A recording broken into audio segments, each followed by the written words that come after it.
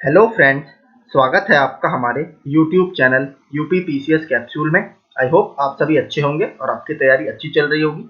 आप सभी को पता है हम अपने इस चैनल के माध्यम से UP triple S T one दरोगा की मुख्य परीक्षा को कवर कर रहे हैं और इस संबंध में हम काफी स्टडी मटेरियल आपको लगातार प्रोवाइड करा रहे हैं। तो उसी संबंध में आपके बहुत सारे मैसेजेस आ रहे थे कि सर एग्रीकल्चर वगैरह का एक डेडिकेटेड वीडियो बना दीजिए। तो जो घटना चक्र की लेटेस्ट एडिशन है 2023 का, आपने थंबनेल में देख लिया होगा, उसका हम एक पार्ट आपके लिए लेकर आए हैं जिसमें हम कृषि और पशुपालन यानी एग्रीकल्चर एंड एनिमल हस्बेंड्री को कवर करेंगे। ठीक है, इसमें सारा जितने भी घटना चक्र की बुक आती है उसका एक सारा समरी है, वन लाइनर फॉर्म में है। इसका देखिए अलग से मैं डेडिकेटेड वीडियो बनाने की कोशिश कर रहा हूँ, लेकिन देखिए हमें समय नहीं मिल पा रहा है क्योंकि और भी हम स्टडी मटेरियल आपको प्रोवाइड करा रहे हैं। तो इस वजह से अगर वो बन पाएगा तो मैं वो भी डाल दूंगा, अदरवाइज ये आपके रिवीजन में आपको काफी हेल्प कर देगा। ठीक है, तो चलिए शुरू करते हैं। इसके अलावा अगर आप हमारे चैनल पर नए हैं तो प्लीज हमारा चैनल सब्सक्राइब जरूर कर लें और रेगुलर क्विज के लिए आप टेलीग्राम ग्रुप हमारा ज्वाइन कर सकते हैं, जहां पर आपको लगातार मैं डेली क्विज प्रीवियस ईयर के आए हुए डालता रहता हूं। पहला प्रश्न है, सबसे पहले सामान्य परिचय। इसमें देखिए सेंसस वगैरह की जो हमारी कृषि संगणना होती है उसकी बात करेंगे। भारत में प्रथम विस्तृत कृषि संगणना कराई गई थी वर्ष 1970 और 71 में स्टार्ट हुई थी। ठीक है, ये बेसिकली देखिए एक प्रोग्राम आया था उस समय, WCA। ठीक है, वर्ल्ड सेंसस ऑफ एग्रीकल्चर। ठीक है, वर्ल्ड सेंसस ऑफ एग्रीकल्चर आया था, उसके ये ग्लोबल लेवल पर आया था, वर्ल्ड नाम है तो ग्लोबल लेवल पर आया था। इसमें अलग अलग देशों में कृषि संगणना कराई गई थी, तो भारत में भी आयोजित 1970-71 में की गई थी। इसमें यह पता लगाना था कि कितना आपका लैंड का साइज है, ऑपरेशनल होल्डिंग्स कितनी है, ठीक है, एरिया कितना है आपके यहाँ, कितनी महिलाएं उसमें इन्वॉल्व हैं, इस तरीके के डेटा, या कितने परिवार कृषि में इन्वॉल्व हैं, ये सब पता लगाने के लिए ये कराया गया था। ठीक है, और उसके बाद देखिए हर 5 साल में, याद रखिएगा एग्रीकल्चर सेंसस की बात कर रहा हूँ, नॉर्मल सेंसस जनगणना हमारी 10 साल में होती है, लेकिन कृषि एग्रीकल्चर सेंसस या फिर कृषि संगणना हमारी एवरी 5 ईयर्स में आयोजित की जाती है। अभी हमारे पास जो लेटेस्ट डेटा है वो है 2015-16 का। ठीक है, जो कि 2019 में पब्लिश किया गया था, इसको आप याद रखिएगा। ठीक है, 2019 में ये पब्लिश किया गया था, तो हम जो बात करेंगे ज्यादातर 2015-16 के कृषि संगणना या एग्रीकल्चर सेंसस के ऊपर ही बात करेंगे। ठीक है, तो सबसे पहले आपका 1970-71 में आया था। अभी जो हमारे पास डेटा है ये आपका 10th सेंसस का डेटा है, यानी हमारी जो लेटेस्ट हुई थी 2015-16 में, वो इसकी 10वीं गणना थी।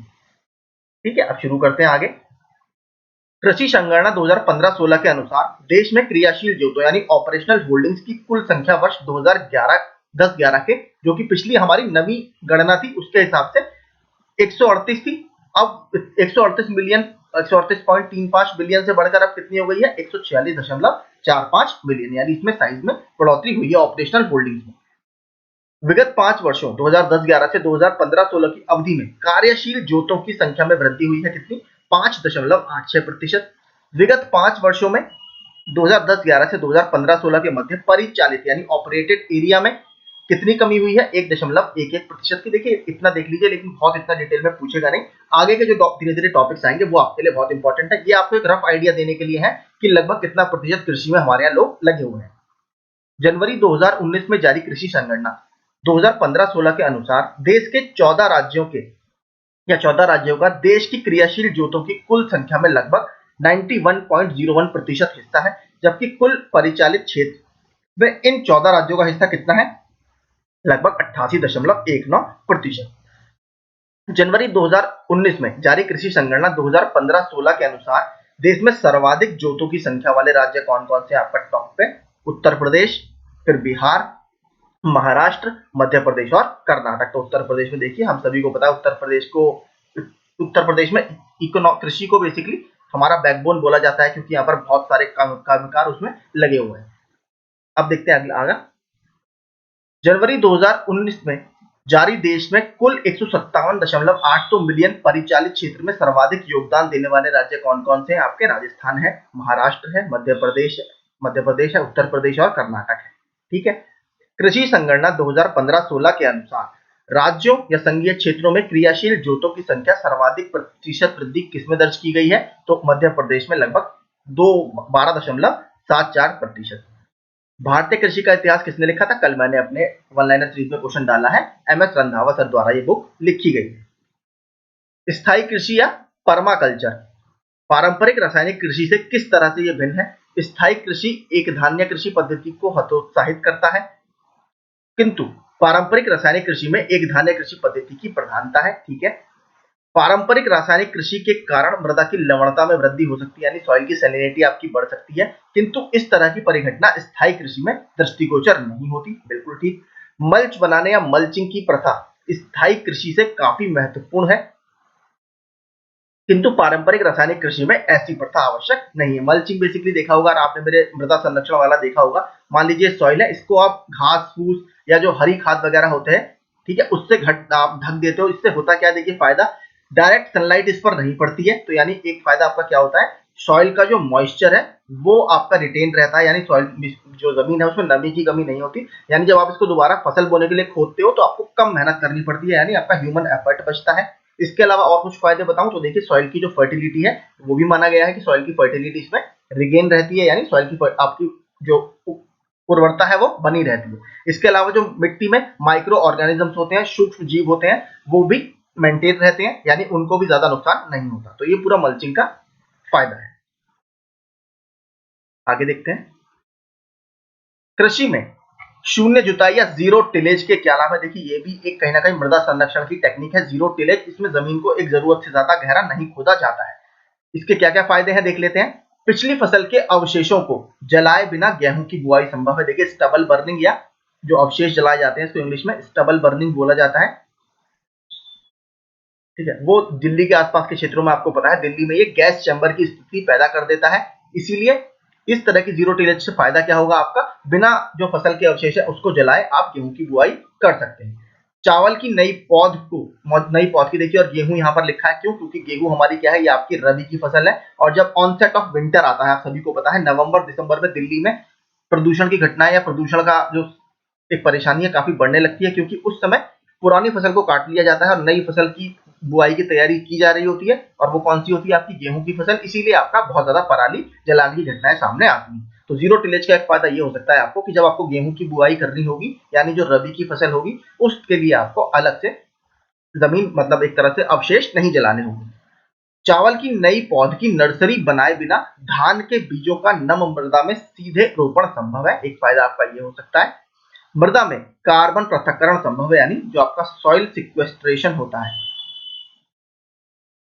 ठीक है, सॉइल सिक्वेस्ट्रेशन यानी जो आपकी मिट्टी में कार्बन को अवशोषित किया जाता है, उसका भी बेसिकली थोड़ा सा एफिशिएंसी इससे बढ़ जाती है। यानी आप जो वायुमंडल में कार्बन डाइऑक्साइड वगैरह आपकी है, उसको भी कहीं ना कहीं थोड़ा सा अवशोषित कर सकता है। कृषि में फर्टिगेशन के क्या लाभ है। देखिए फर्टिगेशन जो शब्द है, दो शब्द से मिलकर बना है। एक आपका होता है फर्टिलाइजर प्लस इरिगेशन, ठीक है। इसमें क्या होता है, बेसिकली जो आपका उर्वरक होता है, फर्टिलाइजर और इरिगेशन, यानी पानी में ही आपके फर्टिलाइजर को मिलाकर आपके पौधों में डाला जाता है। देखिए इसके दो तीन फायदे होते हैं। पहला तो ओवर यूज ऑफ फर्टिलाइजर आपका नहीं होता, क्योंकि आपको पता है हरित क्रांति के बाद से स्पेशली वेस्टर्न उत्तर प्रदेश में या पंजाब हरियाणा और पश्चिमी उत्तर प्रदेश में रासायनिक उर्वरकों का प्रयोग बहुत ज्यादा बढ़ गया है, जिसकी वजह से मिट्टी की उर्वरता में कमी आ रही है, ठीक है। इसी से एक तरह से पार पाने के लिए फर्टिलाइज्ड इरिगेशन की टेक्निक अब अपनाई जाती है। इसमें सीधे सीधे आपका हाई प्रेशर पंप की सहायता से और इवन नॉर्मल पाइप से भी आपका जो फर्टिलाइजर है वो आपके फसलों को दिए जाते हैं। सिंचाई जल की क्षारीयता का नियंत्रण संभव है। देखिए जो मैं आपको बता रहा हूँ, जो आपका क्षारीयता है इसको आप कंट्रोल कर सकते हो। पौधों के लिए पोषक बढ़ी हुई मात्रा में सुलभ किए जा सकते हैं, यानी जो न्यूट्रिएंट्स है उसको पौधे ज्यादा अच्छी तरीके से एब्जॉर्ब कर सकते हैं। रासायनिक पोषकों के निक्षालन में कभी संभव है। तो वही देखिए जो मैं आपको केमिकल फर्टिलाइजर का बता रहा था, रासायनिक उर्वरक बहुत ज्यादा हमारे यहाँ यूज किए जाते हैं पश्चिमी उत्तर प्रदेश में स्पेशली, तो उसको भी कहीं ना कहीं एक रोकने में ये कारगर साबित हो सकता है। शब्द आप याद रखिएगा, फर्टिलाइजर प्लस इरिगेशन से मिलकर ये बना है। फर्टिलाइजर का फर्टी और इरिगेशन का गेशन, फर्टिगेशन। भारत के संदर्भ में पारितंत्र अनुकूली किसको माना जाता है, आपका जो इकोसिस्टम के लिए अच्छी है। फसल विविध रूपण यानी क्रॉप डाइवर्सिफिकेशन इंग्लिश में, शिव आधिक्य, टेंसियोमीटर का प्रयोग और ऊर्ध्वाधर कृषि यानी वर्टिकल फार्मिंग, सॉरी वर्टिकल कह रहा हूं, हाँ वर्टिकल फार्मिंग सही है, ठीक है, वर्टिकल फार्मिंग,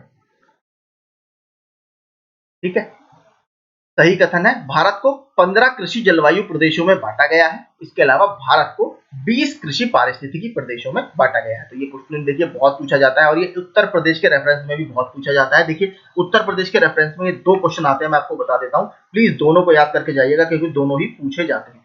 एक है उत्तर प्रदेश को कितने शस्य जलवायु प्रदेशों में, ठीक है, शस्य जलवायु प्रदेशों में बांटा गया है। तो ये आपके उत्तर प्रदेश को 9 शस्य जलवायु क्षेत्रों में बांटा गया है, याद रखिएगा 9। और बात करूं उत्तर प्रदेश को कितने पारिस्थितिकीय क्षेत्रों में बांटा गया है, यानी इकोलॉजिकल जोन्स में बांटा गया है, तो उत्तर प्रदेश को टोटल 20 इकोलॉजिकल जोन्स में बांटा गया है। ये आप याद रखिएगा दोनों, एक होता है 9 और एक होता है 20। ठीक है, शस्य जलवायु क्षेत्र आपसे पूछे तो 9 है, इकोलॉजिकल जोन्स पूछे या पारिस्थितिकी क्षेत्र पूछे तो 20 है। ठीक है, भारत की शुष्क पेटी की अर्थव्यवस्था प्रधानतः कृषि आधारित है। इसमें द्वितीय हरित क्रांति के लिए बहुत क्षमता है। ठीक है, तो देखिए द्वितीय हरित क्रांति के लिए बहुत क्षमता है, इससे इसका कोई मतलब नहीं है कि वो वहां पर कृषि आधारित है तो द्वितीय हरित क्रांति के लिए बहुत प्रधानता है। इसमें देखिए दोनों सही है, लेकिन दूसरा एक ही सही व्याख्या नहीं है। वहां पर देखिए क्यों वहां पर कृषि प्रधान है।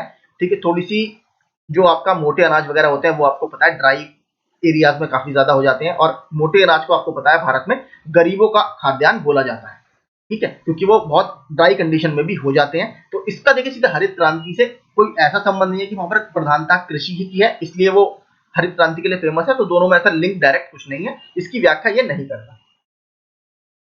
भारत की खाद्य एवं पोषण सुरक्षा के संदर्भ में विभिन्न फसलों के बीज प्रतिस्थापन दरों को बढ़ाने से भविष्य के खाद्य उत्पादन लक्ष्यों को प्राप्त करने में मदद मिलती है, किंतु इसके अपेक्षाकृत बड़े विस्तृत कार्यान्वयन में बाधाएं हैं, और वे बाधाएं क्या है। निम्न मूल्य एवं उच्च परिमाण वाली फसलों के मामले में गुणवत्ता वाले बीजों की मांग पूर्ति अंतराल। ठीक है, जो आपके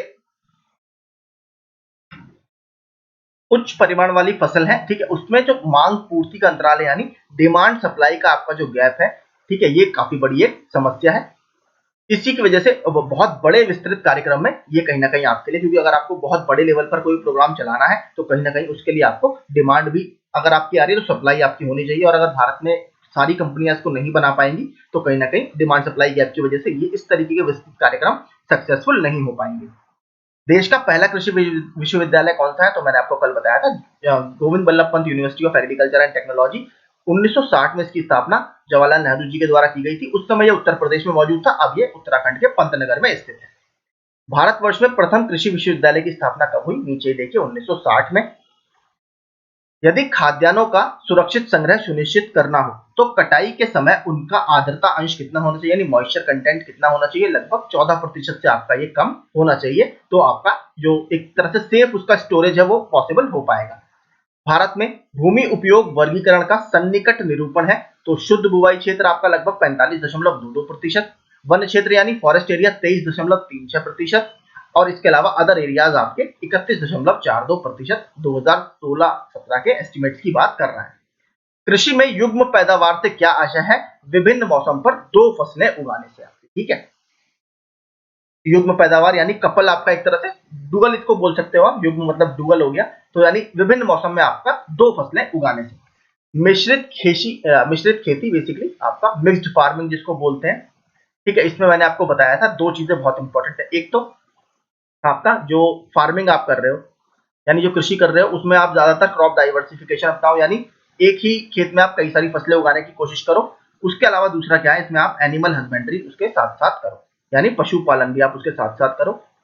तो भारत में देखिए मोस्टली सब जगह ये देखने के लिए मिलता है, जिसके पास खेत होते हैं उसके पास कहीं ना कहीं 1 या 2 पशु भी जरूर होते हैं। प्रकृति पर अधिक निर्भरता, उत्पादकता का निम्न स्तर, फसलों की विविधता तथा बड़े खेतों की प्रधानता में से भारतीय कृषि की विशेषता क्या नहीं है, तो देखिए बड़े खेतों की प्रधानता हमारे यहाँ नहीं है। अगर आप देखेंगे जब हमने शुरू में डेटा पढ़ा था तो हमारे यहाँ स्मॉल एंड मार्जिनल फार्मर यानी छोटे और सीमांत किसानों की संख्या बहुत ज्यादा है। ठीक है, लगभग 85% से भी ज्यादा भारत में आपको स्मॉल एंड मार्जिनल फार्मर मिलेंगे। ये कौन होते हैं, जिसके पास 2 हेक्टेयर से भी कम की भूमि होती है। 1 हेक्टेयर से कम वाले कहलाते हैं सीमांत किसान, और जिसके पास 2 हेक्टेयर से कम की भूमि होती है वो कहलाते हैं हमारे लघु किसान। इसको याद रखिएगा। ठीक है, ये भी प्रश्न पूछा हुआ है इसलिए बता रहा हूं आपको। 2 हेक्टेयर से कम पूछा, पूरा ओवरऑल पूछा जाए तो कैटेगरी बनती है स्मॉल एंड मार्जिनल फार्मर, जिसको हम बोलते हैं लघु और सीमांत किसान। ठीक है, तो बड़े खेतों की प्रधानता देखिए भारत में नहीं है। यहाँ पर लगातार जो हम कहते हैं फ्रेगमेंटेशन ऑफ लैंड हो रहा है, यानी क्योंकि देखिए फैमिली आपको पता है, मान लीजिए किसी के पिताजी के पास 10 बीघा जमीन थी, उनके 2 बेटे हैं तो फिर दोनों में वो बढ़ जाती है, उनके बच्चे होते हैं, तो इस तरीके से भारत में फ्रेगमेंटेशन ऑफ लैंड होता है। पारंपरिक खेती के आधुनिक वैज्ञानिक खेती में रूपांतरण में हरित क्रांति की तकनीक की महत्वपूर्ण भूमिका रही है। इसमें सामाजिक एवं पर्यावरण लागत सम्मिलित नहीं होती, तो देखिए ऐसा नहीं है। ए और आर दोनों अपने आप में सही हैं, लेकिन आर जो है वो एक की व्याख्या गलत करता है। ठीक है, पारंपरिक खेती के आधुनिक वैज्ञानिक खेती में रूपांतरण में हरित क्रांति की तकनीक की महत्वपूर्ण भूमिका तो रही है। आप सभी को पता है उस समय भारत में भूखमरी जैसे हालात थे और भारत जो खाद्यान्न फसलें उनका इम्पोर्ट करता था, लेकिन जब हरित क्रांति 1965-1966 के आसपास आई, जब हमने बाहर से मैक्सिकन ड्वार्फ वैरायटी को भारत में इंट्रोड्यूस किया, जिसको आप HYV सीड्स बोलते हो यानी हाई यील्डिंग वैरायटी सीड्स बोलते हो, उसको हमने इंट्रोड्यूस किया। तो एक नई टेक्नोलॉजी थी, उसने कहीं ना कहीं भारत में हम कह सकते हैं कि आप जो खाद्यान्न की सुरक्षा थी, हमारे यहाँ फूड सिक्योरिटी थी, उसको बढ़ाने में काफी हेल्प की। अगला, जनसंख्या का दबाव, प्रच्छन्न बेरोजगारी, सहकारी कृषि एवं भूजोत का छोटा आकार में से एक भारतीय कृषि की निम्न उत्पादकता का कारण नहीं। तो देखिए, कोऑपरेटिव फार्मिंग कोई कारण नहीं है। कोऑपरेटिव फार्मिंग को बेसिकली सॉल्यूशन बताया जाता है, किसके लिए? क्योंकि हमारे यहाँ साइज लैंड का बहुत छोटा है, तो आप लैंड कंसोलिडेट कैसे कर सकते हो? आप सभी जितने आसपास के खेत हैं उन लोगों से बात करो। सहकारी कृषि मतलब कोऑपरेटिव फार्मिंग, आपस में कोऑपरेटिंग करके आप फार्मिंग करो, जिससे क्या होता है बेसिकली वहां पर आप टेक्नोलॉजी का अच्छा यूज कर सकते हो। क्योंकि देखिए, अगर आपका मान लीजिए 1 हेक्टेयर का से भी कम की जमीन है, तो वहां पर फार्म मैकेनाइजेशन करना बहुत कठिन है किसान के लिए, क्योंकि देखिए वो टेक्नोलॉजी महंगी होती है, तो मैकेनाइजेशन वगैरह वहां पर इतना अच्छा नहीं हो सकता। सहकारी कृषि में क्या है, मान लीजिए 2-2 हेक्टेयर की सबकी जमीन है, आप सब आपस में मिलो, जो भी उसकी आपको एक तरह से पैदावार का रेट मिले वो अपनी जगह की साइज के हिसाब से आप आपस में बांट सकते हो। तो cooperative farming basically small and marginal farmer की समस्या दूर करने का एक काफी बड़ा कारण, काफी बड़ा एक सॉल्यूशन सरकार के द्वारा बताया जाता है। तो ये निम्न उत्पादकता का कारण सहकारी कृषि नहीं है। भारत में संकार्य या चालू जोतों का सबसे बड़ा औसत आकार है कहां पर? तो आपके राजस्थान में। अगर हम 2015-16 की बात करें, कृषि संगणना जो लेटेस्ट डेटा है 2019 में ये पब्लिश किया गया था। भारत में कृषि को क्या समझा जाता है? तो भारत में कृषि को सबसिस्टेंस एग्रीकल्चर माना जाता है, मतलब जीविकोपार्जन का साधन माना जाता है। भारतीय कृषि के संदर्भ में सही कथन क्या है? भारत में दालों की खेती के अंतर्गत आने वाला लगभग 90% क्षेत्र वर्षा द्वारा पोषित है। ठीक है, तो मैं आपको कल भी ये बता रहा था, सबसे ज्यादा हमारे यहाँ जो एग्रीकल्चर है वो बेसिकली वो रेन फेड है, यानी वो मानसून के ऊपर काफी डिपेंड करता है। और यही देखिए सबसे बड़ा कारण है, जब भी कोई जलवायु परिवर्तन की रिपोर्ट आती है तो उसमें विकासशील देशों को बहुत टॉप पर रखा जाता है कि इनको इसमें काफी ज्यादा खतरा है। क्योंकि देखिए, जो सबसे ज्यादा क्लाइमेट चेंज का हमें इम्पैक्ट देखने के लिए मिल रहा है, वो मिल रहा है रेनफॉल पैटर्न के ऊपर या फिर वेदर पैटर्न्स के ऊपर। आप देखेंगे, आप गर्मी बहुत ज्यादा पड़ने लगी है, गर्मियों में बारिश, बेमौसम बारिश होती है, जिसकी वजह से फसलें खराब होती हैं। तो इसमें क्या होता है, भारत के लिए और क्यों बहुत बड़ी समस्या बन जाता है? क्योंकि भारत में आप देख लीजिए, जो कृषि है वो बेसिकली मानसून पर आधारित बहुत है।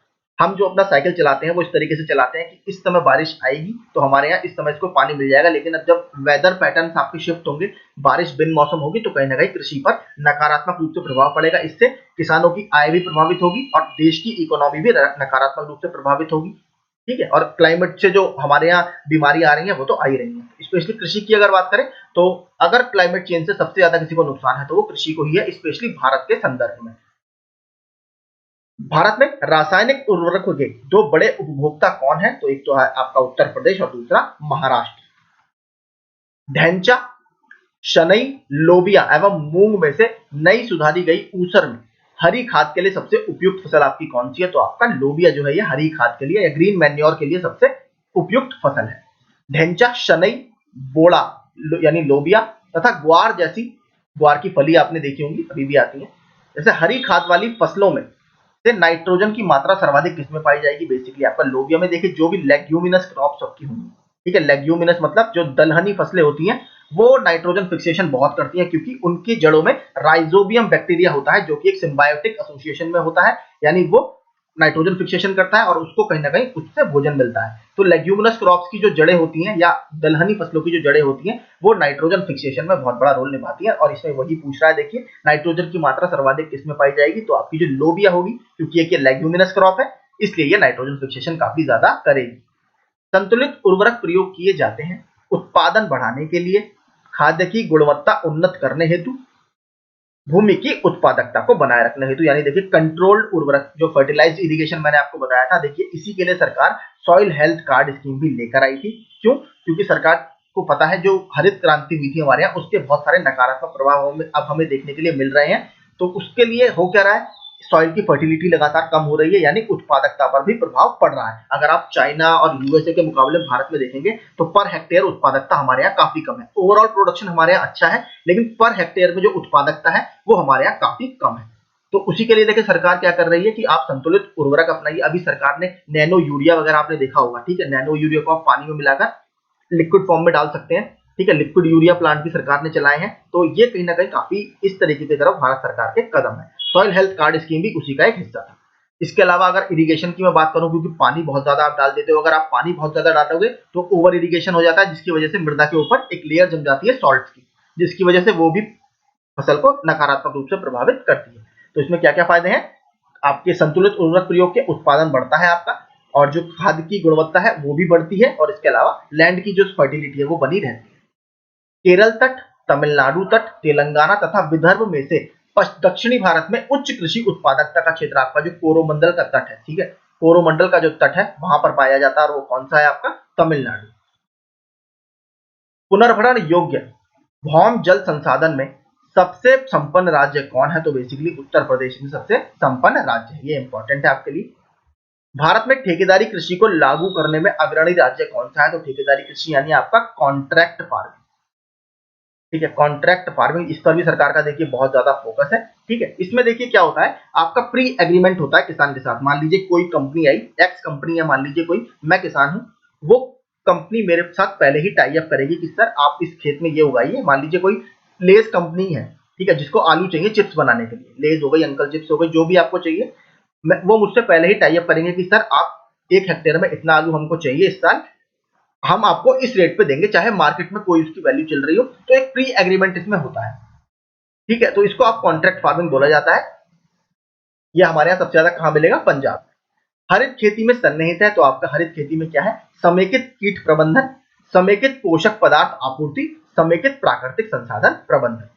भारतीय कृषि पर वैश्वीकरण का प्रभाव क्या है, ग्लोबलाइजेशन का पूछ रहा है। अंतरराष्ट्रीय बाजारों में तक भारत के किसानों की उत्पादों की पहुंच, बिल्कुल ठीक है। नकदी फसली पर बल, जैसे कौन कौन सी, आपकी कॉटन हो गई, ठीक है, नकदी फसलें वो होती है जो सिर्फ मार्केट के लिए उगाई जाती है, जिसका आप खुद कंजम्पशन बहुत लिमिटेड स्केल पर करते हो। शुगर केन हो गई, और उत्तर प्रदेश की अगर बात करूं तो आपका जो शुगर केन है वो सबसे महत्वपूर्ण नकदी फसल उत्तर प्रदेश की शुगर केन ही यानी गन्ना ही है, ठीक है। इसके अलावा इंडिगो हो गया, जूट हो गया, ये सभी आपकी कैश क्रॉप्स में आती है, यानी नकदी फसलों में आती है। आय असमानता में वृद्धि, बिल्कुल ठीक है। आर्थिक सहायता में कटौती, ठीक है, तो ये सारे आपके वैश्वीकरण के प्रभाव है, यानी ग्लोबलाइजेशन के प्रभाव है, जो भारत में 1991 के बाद प्रभावी है। एलपीजी रिफॉर्म्स आपने सभी ने पढ़े होंगे, ठीक है। बीज ग्राम संकल्पना यानी सीड विलेज कॉन्सेप्ट के प्रमुख उद्देश्य का सर्वोत्तम वर्णन कौन करता है, किसानों को गुणवत्ता युक्त बीज का उत्पादन का प्रशिक्षण देने में लगाना, उनके द्वारा दूसरों को समुचित समय पर तथा वहन करने योग्य लागत में गुणवत्ता युक्त बीज उपलब्ध कराना, तो ये दो इसके प्रमुख उद्देश्य हैं। एगमार्क क्या है, आपका बेसिकली गुणवत्ता गारंटी की मोहर है। ये बेसिकली आपका जो होता है, अगर इसकी फुल फॉर्म की मैं आपसे बात करूं, ठीक है, फुल फॉर्म की एगमार्क की, तब आपको समझ में आ जाएगा। एगमार्क आपका एग्री या agriculture produce grading and marking, ठीक है, ग्रेडिंग एंड मार्किंग, ठीक है, इसका ये फुल फॉर्म रहती है। और मैं आपको बताऊं, ये एक्ट आया था, अगर हम ब्रिटिश सरकार की बात करें, 1937 में ये ब्रिटिश सरकार द्वारा लाया गया था। एक बहुत फेमस पर्सनैलिटी है जिनका नाम है आर्चिबाल्ड मैकडोनाल्ड लिविंगस्टोन, ठीक है, लिविंगस्टोन आप याद रखिए बस, आर्चिबाल्ड मैकडोनाल्ड लिविंगस्टोन थे, ठीक है। इनके द्वारा ये पूरा सिस्टम डिजाइन किया गया था। एग्रीकल्चर जो प्रोड्यूस आपके आते हैं, कृषि उत्पाद जो आपके आते हैं, उसकी कैसे ग्रेडिंग की जाए और कैसे उसकी बेसिकली मार्किंग की जाए, ठीक है, ये एगमार्क इससे संबंधित है। आपने कई कट्टों पर देखा भी होगा एगमार्क, ठीक है, तो ये इसके अंदर आता है, ठीक है। तो 1937 में आपका एगमार्क एक्ट आया, और देखिए इसको एक बार संशोधित किया गया है, अमेंड किया गया है आजाद भारत में 1986 में, ये भी आप याद रखिएगा। सबसे पहले कब आया, 1937 में आया, किसके एफर्ट से, आर्चिबाल्ड मैकडोनाल्ड लिविंगस्टोन के एफर्ट से, और उसके बाद 1986 में भारत सरकार ने इसको संशोधित भी किया है, ठीक है। फुल फॉर्म इसकी है एग्री प्रोड्यूस या agriculture produce grading and marking act, ठीक है। तो पूरा मैंने एगमार्क के बारे में आपको बता दिया। कल मैंने टेलीग्राम में क्वेश्चन भी डाला था, सेंट्रल एगमार्क लेबोरेटरी या केंद्रीय एगमार्क प्रयोगशाला कहां पर स्थित है, तो ये आपके नागपुर में स्थित है, ठीक है, सेंट्रल एगमार्क प्रयोगशाला। ये प्रश्न एसएससी में आया हुआ है, इसलिए आपको बता रहा हूं। भारत में सीमांत कृषि भूमि जोत का आकार कितना है, मैंने आपको ऊपर बताया था। 1 हेक्टेयर से कम अगर आपकी होगी तो आप सीमांत किसान कहलाएंगे, 2 हेक्टेयर से कम आपकी होगी तो आप लघु किसान कहलाएंगे। पूरी अगर दोनों को मिलाकर 2 हेक्टेयर से कम की बात करें तो वो कैटेगरी बनती है स्मॉल एंड मार्जिनल फार्मर, जो हमारे यहाँ लगभग 85% से भी ज्यादा है, यानी हमारे यहाँ जोतों का आकार बहुत छोटा है। भारतीय कृषि में परिस्थितियों के संदर्भ में संरक्षण कृषि की संकल्पना का महत्व बढ़ जाता है। संरक्षण कृषि के अंतर्गत क्या आते हैं? कंजर्वेशन एग्रीकल्चर की बात यहाँ पर हो रही है, ठीक है, कंजर्वेशन एग्रीकल्चर। न्यूनतम जोत को अपनाना, मृदा धरातल को ढकने के लिए फसल अवशिष्ट का प्रयोग। देखिए इसका बात मैंने आपको मल्चिंग वाले जब मैं समझा रहा था, अभी मैंने आपको समझाया था। देखिए डायरेक्ट सनलाइट से बचाने के लिए यही होता है। और देखिए ये एक बहुत बड़ा कारण उसका भी था, एग्रो फॉरेस्ट्री का। जो कृषि वानिकी का कॉन्सेप्ट आया था वो भी इसीलिए आया था। आप देखिए जब आप खेत के चारों तरफ मेड़ों पर पेड़ लगाते हो, ठीक है, पेड़ काटने से पहले वो आप जब उनका कैनोपी बढ़ती है, यानी जब उनकी छाया के अंदर जमीन का जो हिस्सा आता है वहां पर नमी लगातार बनी रहती है। तो उसका एक फायदा ये भी है कि जो आप पेड़ अपने खेत के मेड़ों पर लगाते हो या बाउंड्रीज पर लगाते हो, वो लगातार छाया में रखते हैं आपके खेत को, और उसका कहीं ना कहीं जो इवेपोरेशन है, वाष्पीकरण, वहां से नमी का नहीं होता और मिट्टी में आपकी नमी बनी रहती है, जो फसल की ग्रोथ के लिए बहुत इंपॉर्टेंट होती है। तो उसका भी वहां पर यूज है। इसके अलावा मल्चिंग में तो ये होता ही है। स्थानिक एवं कालिक फसल अनुक्रम या फसल आवर्तनों को अपनाना, यानी जो आपके लोकल क्लाइमेटिक कंडीशंस के हिसाब से जो आपका स्थानीय टेम्परेचर है, क्योंकि देखिए उत्तर प्रदेश बहुत बड़ा है, मैं उत्तर प्रदेश का एग्जांपल लेकर समझाता हूँ। काफी बड़ा स्टेट है, आपको पता है, पूरा वेस्ट से लेकर ईस्ट में अच्छा खासा एक्सपेंस है। तो थोड़ा थोड़ा वेरिएशन हमें मौसम का देखने के लिए मिलेगा। तो इसमें क्या किया जाता है, ऐसा नहीं है कि आप जहां पर पानी की कमी है वहां पर आप जो पानी ज्यादा लेती है वो वाली फसलें उगा दो, तो वो तो खराब होंगी आपकी। तो इसमें उस तरीके के क्रॉप साइकिल का प्रयोग किया जाता है कि आपके यहाँ जैसी लोकल क्लाइमेटिक कंडीशन है उसी तरह का फसल अनुक्रम आप अपनाओ। ठीक है, जैसे अगर हम पूर्वी उत्तर प्रदेश की बात करें तो वहां पर कैसा क्रॉप साइकिल चलता है, आपका धान, मक्का और गेहूं। ठीक है, इस तरीके का फसल क्रम आपको देखने के लिए मिलेगा कई कई जगह। तो इस तरीके के फसल आवर्तन को अपनाना। गन्ना, कपास, केला और बाजरा में कौन सी एक फसल व्यापारिक नहीं है? तो कौन सी व्यापारिक नहीं है? तो बाजरा। देखिए मैंने आपको कहा था बाजरा तो भारत में गरीब लोगों का अन्न इसको बोला जाता है, क्योंकि ये मोटे अनाज में सब आते हैं। और एक चीज और याद रखिए, मोटा अनाज बहुत इंपॉर्टेंट है, क्योंकि संयुक्त राष्ट्र संघ द्वारा सन 2023 को भारत के इनिशिएटिव के द्वारा इंटरनेशनल ईयर ऑफ मिलेट्स यानी अंतरराष्ट्रीय मोटे अनाज का वर्ष 2023 को घोषित किया गया। तो बाजरा जो फसल है ये आपकी बाजार के लिए नहीं बनाई जाती। व्यापारिक फसलें मैं आपको बता चुका हूं। व्यापारिक फसलें उन फसलों को बोला जाता है जो मोस्टली या सोली डेडिकेटेड होती है मार्केट के लिए। जैसे गन्ना हो गया, कॉटन हो गया, जूट हो गया, ये सभी सिर्फ मार्केट के लिए बनाई जाती है। इसके अलावा आपका कॉफी वगैरह हो गई, कॉफी वगैरह भी देखिए आप लोकल इतना नहीं, हम मार्केट के लिए ही बनाते हैं। ठीक है, ये सारी कैश क्रॉप्स में आती है। हरित क्रांति नई कृषि व्यूह रचना का परिणाम थी। अब टॉपिक है हरित क्रांति, जो 20वीं सदी में प्रारंभ की गई थी 7वें दशक के दौरान। मैंने आपको बता दिया, इसमें मैक्सिकन ड्वार्फ वैरायटी वाला सीड लाया गया था, जिसको HYV बोलते हैं, हाई यील्डिंग वैरायटी सीड। सदाबहार क्रांति भारत में कृषि उत्पादन के लिए प्रयोग में लाई गई MS स्वामीनाथन द्वारा, जिनको भारत में हरित क्रांति का जनक भी बोला जाता है। और मैंने कल आपको बताया था इनको UNEP द्वारा, ठीक है, UNEP द्वारा फादर ऑफ इकोनॉमिक इकोलॉजी बोला जाता है। इसको प्लीज याद रखिएगा, 1 से 2 बार ये प्रश्न पूछा गया है। Father of economic ecology. अगर भारत करें फादर ऑफ इंडियन इकोलॉजी की तो वो कौन है? R Mishra. Norman Ernest Borlaug जो हरित क्रांति के जनक माने जाते हैं, किस पर? विश्व लेवल पर। तो वो कहां से संबंधित है? वो बेसिकली USA से संबंधित है। इनको 1970 में नोबेल शांति पुरस्कार से भी नवाजा जा चुका है। विश्व में हरित क्रांति के जनक है नॉर्मन बोरलॉग। हरित क्रांति से गहरा संबंध रहा है अगर भारत की बात करें डॉक्टर MS स्वामीनाथन जी का। हरित क्रांति से अभिप्राय क्या है? उच्च उत्पाद वैरायटी प्रोग्राम। ये प्रश्न देखिए SSC में कैसे पूछा, HYV प्रोग्राम किससे संबंधित है? इसलिए बार बार मैं शब्द पर फोकस कर रहा हूं। HYV मतलब हाई यील्डिंग वैरायटी, जो आपकी राइस गेहूं की थी, वीट की थी, उसका प्रयोग इसमें किया गया। ठीक है, तो हाई उत्पाद वैरायटी प्रोग्राम आपका हरित क्रांति से संबंधित है। मोटे अनाज, दलहन, गेहूं तथा तिलहन से हरित क्रांति संबंधित है। कौन से? गेहूं उत्पादन से। मैंने आपको कहा वीट। ठीक है, जो वीट की वैरायटी थी HVY high yielding variety seed, इसको बोला जाता है। मैक्सिकन ड्वार्फ, ये भी याद रखिएगा, दोनों टर्म इसलिए बार बार मैं आपको बता रहा हूं। मैक्सिमम ड्वार्फ वैरायटी वह फसल जिसको हरित क्रांति का सर्वाधिक लाभ उत्पादन एवं उत्पादकता दोनों में हुआ, कौन सी है? गेहूं की फसल। स्वतंत्रता प्राप्ति के बाद भारत ने सर्वाधिक प्रगति की है किसमें? गेहूं के उत्पादन में। रैंक 1 किसकी है? उत्तर प्रदेश की। ठीक है, गेहूं में। राइस में हमारी रैंक 2 है, ये भी याद रखिएगा, वो भी बहुत इंपॉर्टेंट है। राइस में हमारी रैंक 2 है। रैंक 1 राइस में किसकी है? वेस्ट बंगाल में। इसका मैंने कल आपको नाम बता दिया था, ट्रिटिकम एस्टिवम इसका बोटेनिकल नेम है। राइस की बात करें तो ओराइजा सटाइवा राइस का बोटेनिकल नेम है। हरित क्रांति में प्रयुक्त पादप फसल थी कौन सी? मैक्सिकन गेहूं। देखिए जो मैंने आपको बताया, मैक्सिकन गेहूं। भारत में द्वितीय हरित क्रांति से संबंध में सही है। और देखिए मैक्सिकन ड्वार्फ वैरायटी, देखिए इसको क्यों बोला जाता है मैं आपको बताता हूँ।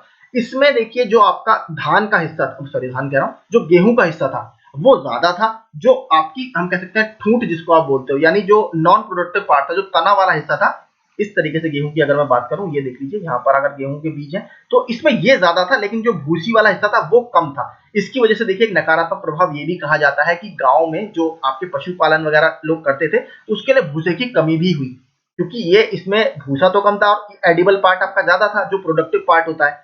ठीक है, तो इसीलिए मैक्सिकन ड्वार्फ इसको बोला जाता है कि पेड़ का जो ओवरऑल साइज था वो कम था, इसमें जो गेहूं का भाग था वो ज्यादा था और जो भूसे का भाग था वो कम था, इसलिए ड्वार्फ इसको बोला जाता है।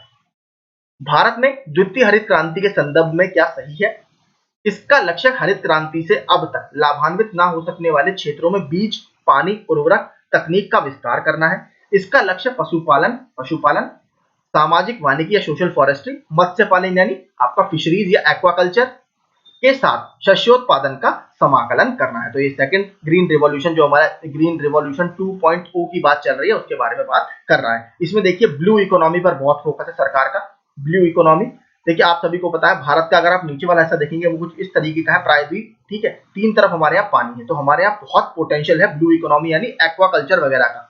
ठीक है, अगर हम फिशरीज प्रोडक्शन की बात करें, प्रॉन या झींगे के उत्पादन की बात करें, तो हमारे यहाँ काफी ज्यादा पोटेंशियल है। तो सरकार का देखिए बहुत ज्यादा इस पर फोकस भी है। ब्लू इकोनॉमी मतलब आपकी नीली क्रांति। हरित क्रांति के घटक क्या क्या है? उच्च उत्पादन देने वाली किस्म के बीज, जो मैंने आपको बता दिया, सिंचाई, इरिगेशन वगैरह की फैसिलिटी, नहरों वगैरह का निर्माण बहुत ज्यादा किया गया। आपने इंदिरा गांधी कैनाल सुना होगा, शारदा नहर है उत्तर प्रदेश में। इस तरीके की नहरों का निर्माण भी हरित क्रांति को सपोर्ट करने के लिए किया गया। ग्रामीण विद्युतीकरण, ग्रामीण सड़कें और विपणन, ठीक है, यानी रूरल इलेक्ट्रिफिकेशन, बहुत ठीक है। ग्रामीण सड़कें यानी जब आप सिर्फ पैदा करना ही जरूरी नहीं होता, आप सभी को पता है, वो जो आपने चीज पैदा की है वो मार्केट तक भी समय से पहुंचनी चाहिए, अदरवाइज वो खराब हो जाएगी। ठीक है, तो ग्रामीण सड़कें यानी प्रधानमंत्री ग्राम सड़क योजना वगैरह, ये तो बहुत बाद में आई है, लेकिन मैं इस तरीके की स्कीम्स आपको बता रहा हूँ कि ग्रामीण सड़कों को मुख्य बाजार से जोड़ने के लिए भी सड़कें वगैरह बनाई गई। इसके अलावा विपणन यानी मार्केटिंग वगैरह उनकी कैसे अच्छी की जाए, यानी ऐसा नहीं हो कि किसानों का शोषण हो जाए, जिन्होंने फसल उगाई उनको मार्केट में उसका औना पौना दाम मिले और उनका वहां पर जो आड़ती वगैरह है या फिर जो मार्केटिंग करते हैं वो उनका शोषण करें, ऐसा भी ना हो। तो सरकार ने इसके लिए भी एफर्ट्स करने की कोशिश की। भारत में हरित क्रांति के फलस्वरूप खाद्यान्नों के उत्पादन में वृद्धि हुई है। ठीक है, भारत में हरित क्रांति के परिणाम स्वरूप क्षेत्रीय समानताओं में भी वृद्धि हुई है। तो देखिए ये दोनों अपने आप में स्टेटमेंट बिल्कुल ठीक है, लेकिन दोनों एक दूसरे से कोई भी लिंक नहीं है। ठीक है, वृद्धि क्यों हुई थी? क्योंकि हमने मैक्सिकन ड्वार्फ वैरायटी अपनाई गेहूं की, हमने इरिगेशन फैसिलिटीज या सिंचाई की व्यवस्थाओं की अच्छी कोशिश की। इसके अलावा हमने ग्रामीण सड़क योजना लाई, जो ऊपर वाला आपका एग्जाम्पल है, हमने रूरल इलेक्ट्रिफिकेशन किया या ग्रामीण विद्युतीकरण किया। तो ये इसके ज्यादा कारण थे, ना कि ये कोई कारण नहीं था। ठीक है, ये तो दोनों अपने आप में स्टेटमेंट बिल्कुल ठीक है। देखिए क्योंकि क्षेत्रीय समानताओं में वृद्धि हुई है, बिल्कुल ठीक है। क्यों? क्योंकि ये केवल कुछ ही हिस्सों में सक्सेसफुल रहा। आप पूर्वी उत्तर प्रदेश और पश्चिमी उत्तर प्रदेश में ही देख लीजिए, पश्चिमी उत्तर प्रदेश हर चीज को लेकर आज की डेट में बहुत डेवलप है एज कम्पेयर टू बुंदेलखंड वाला एरिया और आपका पूर्वी उत्तर प्रदेश। तो क्षेत्रीय समानताएं आपको उत्तर प्रदेश में ही देखने के लिए मिल जाएंगी। तो ए और आर दोनों अपने आप में सही है, लेकिन आर ए की सही व्याख्या नहीं करता। इंद्रधनुष कृषि का संबंध है बेसिकली, ये जो आपका होता है एवरग्रीन रिवॉल्यूशन या आपका रेनबो रिवॉल्यूशन भी इसको बोला जाता है। ठीक है, इसमें कृषि क्षेत्र की सभी क्रांतियां शामिल है। तो देखिए कृषि क्षेत्र में आपको पता है व्हाइट रिवॉल्यूशन जो कि आपका दुग्ध क्रांति से संबंधित है, नीली क्रांति भी आजकल कृषि में ही आने लगा है। इसके अलावा पशुपालन से संबंधित और आप बात करें जिसमें गोल्डन रिवॉल्यूशन है। ठीक है, इस तरीके का जितने सारे आपकी कृषि से संबंधित क्रांतियां हैं वो सारी इसमें आती है। अब बात करते हैं मैचिंग की। खाद्य उत्पादन में वृद्धि हरित क्रांति, दुग्ध उत्पादन मैंने आपको बता दिया श्वेत क्रांति। कौन सबसे इंपॉर्टेंट है इसमें? वर्गीस कुरियन, इनका नाम जरूर याद रखिएगा। ठीक है, वर्गीस कुरियन जी का गुजरात में जगह थी आनंद, वहां पर इन्होंने कोऑपरेटिव मॉडल अपनाया और वहां पर आज की डेट में बहुत बड़ी भारत की कंपनी है, क्या नाम है? अमूल। अमूल की फुल फॉर्म देखिए इसी आनंद गांव के नाम पर निकली है, आनंद मिल्क यूनियन लिमिटेड। ठीक है, मत्स्य पालन नीली क्रांति, उर्वरक फर्टिलाइजर आपकी ग्रे रिवॉल्यूशन इसको बोला जाता है, सॉरी ब्राउन रिवॉल्यूशन, याद कीजिएगा ब्राउन रिवॉल्यूशन। उद्यान कृषि यानी सुनहरी क्रांति, गोल्डन रिवॉल्यूशन जो मैंने आपको बताया हॉर्टिकल्चर वगैरह से संबंधित है। गुलाबी क्रांति किससे संबंधित है? आपकी प्याज से। जीरो टिल बीज एवं उर्वरक ड्रिल विकसित किया गया था किसके द्वारा? GB Pant university of agriculture and technology Pantnagar. स्थापना कब हुई थी? 1960 में जवाहरलाल नेहरू जी के द्वारा। उस समय उत्तर प्रदेश में था, अब वर्तमान में उत्तराखंड के पंतनगर में स्थित है। खाद्यान्न फसलें, सबसे पहला हमारा रबी की फसल आती है। भारत में बुआई होती है मुख्यतः 3 फसलों की, रबी, खरीफ और जायद की। अभिकथन ए, पंजाब, हरियाणा, उत्तर प्रदेश भारत के प्रमुख गेहूं उत्पादक राज्य हैं। ठीक है। सुअपवाहित उर्वर भूमि, शीतकाल में 10 डिग्री से 15 डिग्री तापमान एवं लगभग 75 सेंटीमीटर औसत वार्षिक वर्षा गेहूं उत्पादन के लिए आवश्यक है। और तो देखिए बिल्कुल ठीक है, लगभग आपको 10 से 15 डिग्री, ना तो बहुत ठंडा टेम्परेचर हो, मैंने आपको कल बताया था, ऑप्टिमम टेम्परेचर और ऑप्टिमम रेनफॉल इसको चाहिए। और जब हमारे यहाँ से आपको पता है जो सितंबर अक्टूबर का महीना आता है, क्योंकि जून, जुलाई, अगस्त, सितंबर ये हमारे यहाँ महीने होते हैं मानसून के, एडवांसिंग मानसून के, रिट्रीटिंग की बात नहीं कर रहा, एडवांसिंग मानसून की, जो साउथ वेस्ट मानसून आपका आता है। ठीक है। उस दौरान आपको पता है हमारे यहाँ कौन सी फसल चलती है? उस समय चलती है खरीफ की फसल, क्योंकि खरीफ में सबसे इंपॉर्टेंट फसल है चावल। चावल को उसकी ग्रोथ के टाइम पर यानी इनिशियल टाइम पर वाटर लॉगिंग कंडीशन चाहिए होती है, यानी उसको पानी की बहुत ज्यादा जरूरत होती है, वो वाटर इंटेंसिव क्रॉप है। लेकिन जो आपकी गेहूं है उसको नॉर्मल टेम्परेचर 10 से 15 डिग्री सेल्सियस का रेनफॉल भी नॉर्मल उसको चाहिए होता है, जो कि नीचे 75 सेंटीमीटर है। तो यहाँ पर बिल्कुल ठीक है। पंजाब, हरियाणा, उत्तर प्रदेश में इसी तरह का क्लाइमेट आपको देखने के लिए मिलेगा। तो यहाँ पर तीनों आप देखेंगे बहुत ही लीडिंग गेहूं के प्रोड्यूसिंग स्टेट्स हैं। तो आपका दोनों सही है और ए सही इसकी व्याख्या भी है। मैक्रोनी गेहूं का वानस्पतिक नाम क्या है? Triticum durum. ठीक है। ट्रिटिकम मैं आपको बता दूं जो व्हीट की वैरायटी होती है, आपको उसके बारे में बता देता हूं। ये टेक्सोनॉमी होती है बेसिकली। ठीक है। 2 पार्ट में डिवाइड आपने देखा होगा, जैसे चावल का मैं बताता हूं। चावल का आपका क्या है? Oryza sativa. ठीक है। तो इसके भी देखिए 2 भाग हैं। तो पहला जो होता है ये होता है आपका जीनस, कि किस जीनस से वो बिलोंग करता है। ड्यूरम होता है आपका स्पेशीज, कि उस जीनस में उसकी स्पेशीज क्या है। अगर मैं आपको, जैसे बनियान, हमारे यहाँ बरगद जो है पेड़, वो हमारे यहाँ राष्ट्रीय पेड़ माना जाता है। तो बरगद का जो नाम है आप देखेंगे फीकस बेंगा लेंसिस। ठीक है। इसमें भी देखिए 2 पार्ट है। तो ये फीकस इसका जीनस है, बेंगालेंसिस इसकी कैटेगरी या स्पेशीज है या प्रजाति है। तो इस तरीके से 2 को बांटा जाता है। तो देखिए गेहूं मैंने आपको बताया था ट्रिटिकम एस्टिवम। तो नॉर्मल गेहूं क्या है?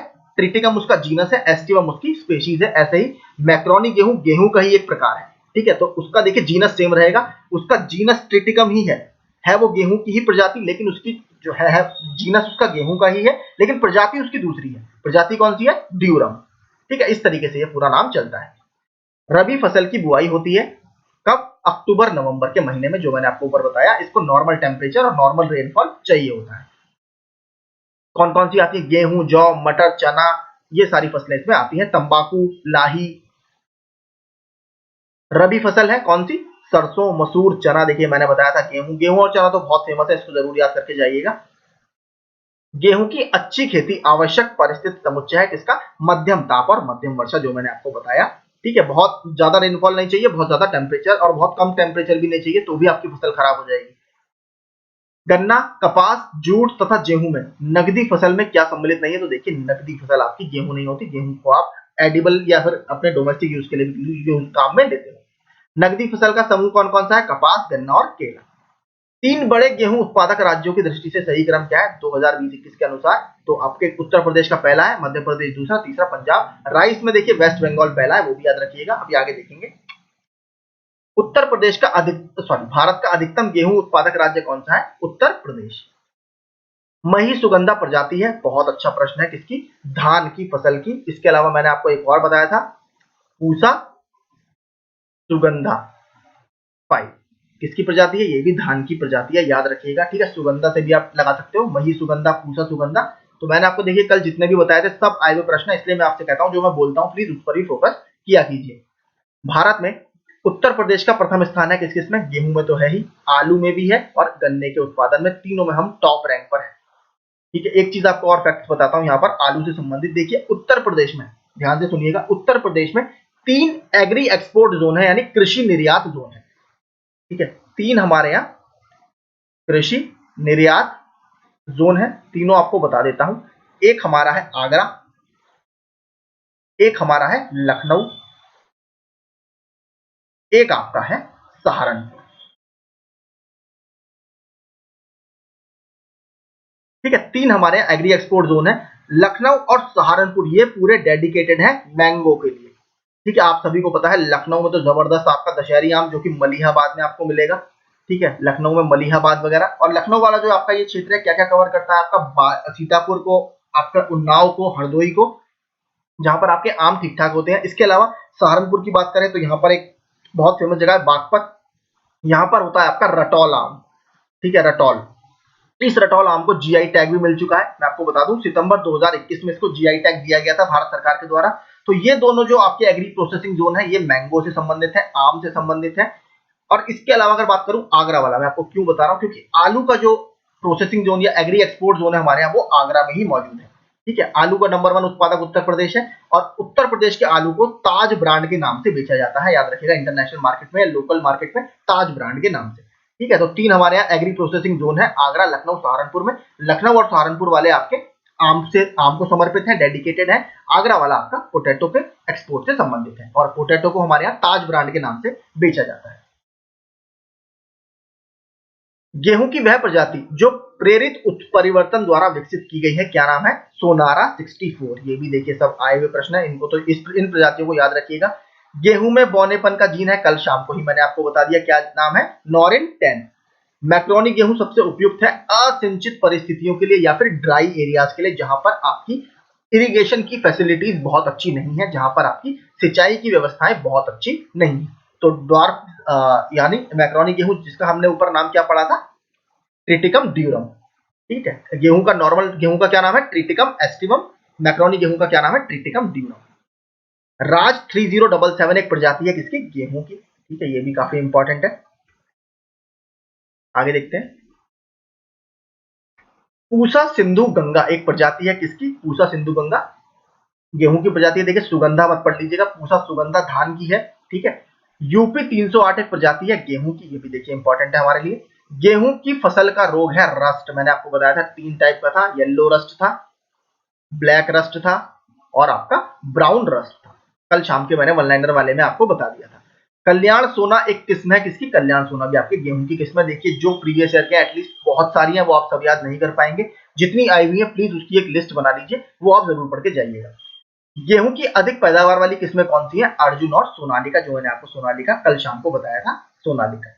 गेहूं के साथ 2 फसली के लिए अरहर की उपयुक्त किस्म कौन सी है आपकी? यूपीएस 120। ठीक है, अरहर मैंने आपको बताया था दोनों में दिखाई थी मैंने कल आपको, रबी में भी थी, खरीफ में भी थी। अरहर 4 माह वाली होती है, 4 मंथ वाली। ठीक है, अरहर की दाल को तूर दाल भी आपको दिखेगा कुछ जगह। ठीक है, तूर दाल भी यही है। तो यूपीएस 120। क्रिटिकल, जिन 2 के बीच का संकर या क्रॉस है वो कौन सा? गेहूं और राई के बीच का ये क्रॉस है। ठीक है, एक क्रॉस क्रॉपिंग है, क्रॉस ब्रीडिंग इनकी कराई गई, तो उसमें बेसिकली ये बन के आया आपका क्या? ट्रिटिकेल। तो गेहूं और राई के बीच का ये एक क्रॉस है। करनाल बंट एक बीमारी है, कल शाम को ही मैंने क्विज में डाला था, ये गेहूं की बीमारी है, और कौन किसके जनित है? कवक जनित बीमारी है, याद रखिएगा, कवक जनित। 1931 में इसकी खोज की गई थी। कवक मतलब होता है आपका फंजाई। ठीक है, फंजाई। रस्ट गेहूं फसल का रोग है, यह होता है कितना? देखिए 3 प्रकार का, पीला, भूरा और काला किट। गेहूं की खेती के लिए आदर्श मिट्टी कौन सी होती है? तो गेहूं की खेती देखिए उत्तर प्रदेश का आप एग्जांपल ले लीजिए, दोमट मिट्टी वगैरह हमारे यहाँ काफी मिलेगी, या दोमट बनावट वाली मिट्टी। ठीक है, आगे देखते हैं, खरीफ की फसलों के बारे में बात करते हैं। धान की उत्पत्ति कहां पर मानी जाती है? दक्षिण पूर्वी एशिया में, साउथ ईस्ट एशिया में। खरीफ की फसलें हैं कपास, मूंगफली, धान। मूंगफली भी काफी इंपॉर्टेंट है, मैंने आपको कल इसका एक क्वेश्चन बताया था, कौशल। ठीक है, उसमें पूछा था कि कौशल किसकी किस्म है? तो कौशल मूंगफली की किस्म है। चावल की खेती के लिए आदर्श जलवायु परिस्थितियां कौन सी है? 100 सेंटीमीटर से ऊपर वर्षा। देखिए मैंने आपसे कहा था जब हमने यहाँ पर पढ़ा था, गेहूं को देखिए लगभग 75% चाहिए, और टेम्परेचर भी आप देखिए 25 डिग्री सेल्सियस से ऊपर, क्योंकि उस समय आपको पता है हमारे यहाँ गर्मियां भी चल रही होती हैं। तो चावल को देखिए बारिश भी ज्यादा चाहिए, क्योंकि चावल एक वाटर इंटेंसिव क्रॉप है, वाटर गजलिंग क्रॉप है। मसूर, अलसी, सरसों तथा सोयाबीन में से खरीफ की फसल कौन सी है? ये प्रश्न भी बहुत रिपीटेड है, 3 से 4 बार मैंने ये प्रश्न देखा है। तो सोयाबीन आप याद रखिएगा, सोयाबीन आपकी खरीफ की फसल है। अलसी मैंने आपको बताया था, अलसी, तंबाकू, लाही, ये सारी आपकी खरीफ रबी की फसलों में आती हैं।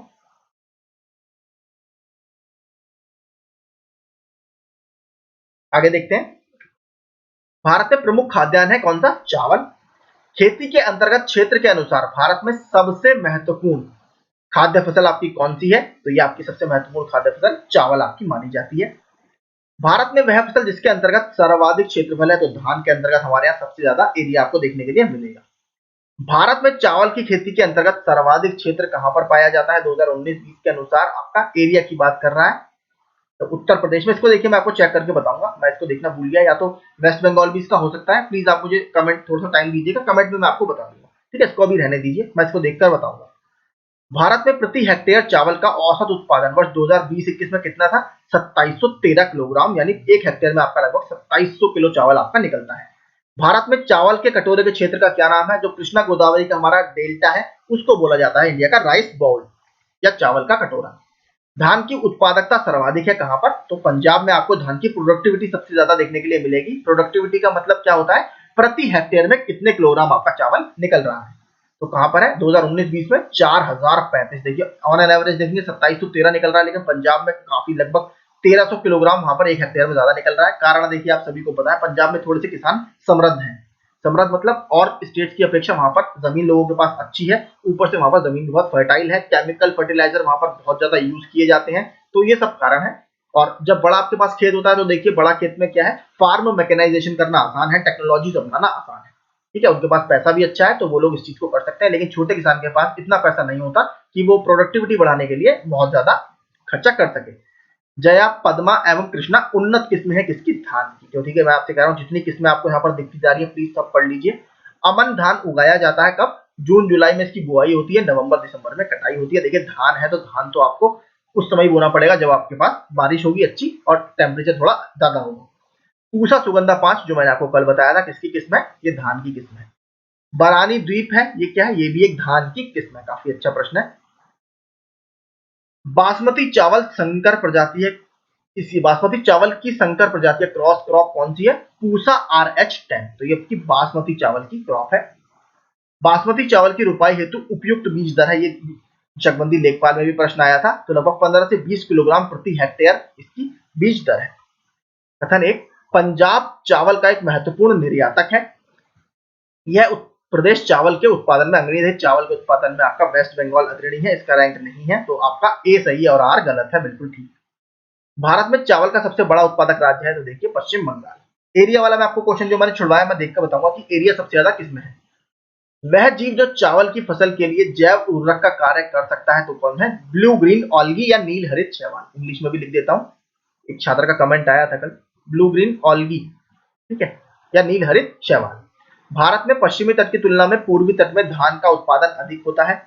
भारत के पूर्वी तट पर पश्चिमी तट की तुलना में वर्षा अधिक होती है, पूर्वी तट पर पश्चिमी तट की तुलना में वर्षा अधिक नहीं होती। देखिए जो पश्चिमी तट है आपका वो साउथ वेस्ट मानसून जो कि हमारा डोमिनेंट मानसून है उसके साथ वो वर्षा ग्रहण करता है। यहाँ पर देखिए आपका पूरा वेस्टर्न घाट है, तो ये वाला एरिया जो आपका आता है वो रेन शेडो एरिया में आ जाता है, यहाँ पर बारिश नहीं होती। ये बारिश लेता है आपका रिट्रीटिंग मानसून से, या जो मानसून जब वापसी में आता है आपका अक्टूबर नवंबर में, तब यहाँ पर बारिश होती है। कौन सी एरिया में? तमिलनाडु का जो कोस्ट है आपका, कौन सा कोस्ट है? कोरोमंडल तट, ठीक है। और यहाँ पर जो सीमांध्र वाला एरिया है यानी आंध्र प्रदेश के बॉर्डर वाला और तमिलनाडु के तट पर यहाँ पर रिट्रीटिंग मानसून में वर्षा होती है, तो वर्षा यहाँ पर कम होती है, तो दूसरा स्टेटमेंट आपका गलत है।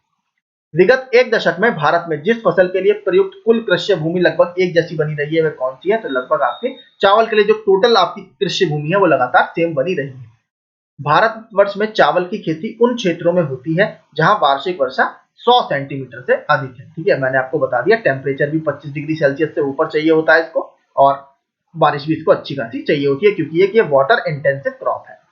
बिहार, कर्नाटक, पंजाब एवं उत्तर प्रदेश में से वह राज्य जिसमें संकर धान की खेती के अंतर्गत सर्वाधिक क्षेत्रफल है, तो उत्तर प्रदेश में सबसे ज्यादा एरिया इसका देखने के लिए आपको मिलेगा। भारत में चावल का आधिक्य उत्पादक है कौन? पंजाब 2014-15 के हिसाब से बता रहा है, उस समय ये सही होगा, लेकिन चावल का आधिक्य उत्पादक इस समय कौन है? आपका वेस्ट बंगाल चावल में सबसे ज्यादा नंबर 1 पर है। चावल है क्या? उष्ण कटिबंधीय फसल, बिल्कुल ठीक है। चावल की फसल के लिए प्रमुख जैव उर्वरक कौन कौन से हैं? ब्लू ग्रीन ऑलगे तो है ही, आपका एजोस्ट्रिलियम है, फॉस्कोबैक्टीरिया है तथा एजोला। एजोला देखिए यूपीएससी के ऑप्शन में बहुत पूछा जाता है एजोला को, ठीक है, तो इसको याद रखिएगा। एजोटोबैक्टर भी वहां बहुत पूछा जाता है, नेस्कार भी बहुत पूछा जाता है, तो ठीक है इन सबको याद रखिएगा। नीली हरित शैवाल ये तो याद करिए, एजोला भी याद करिए। एजोस्ट्रिलियम और फास्कोबैक्टीरिया ये इतना नहीं आता, लेकिन ये दोनों बहुत आते हैं।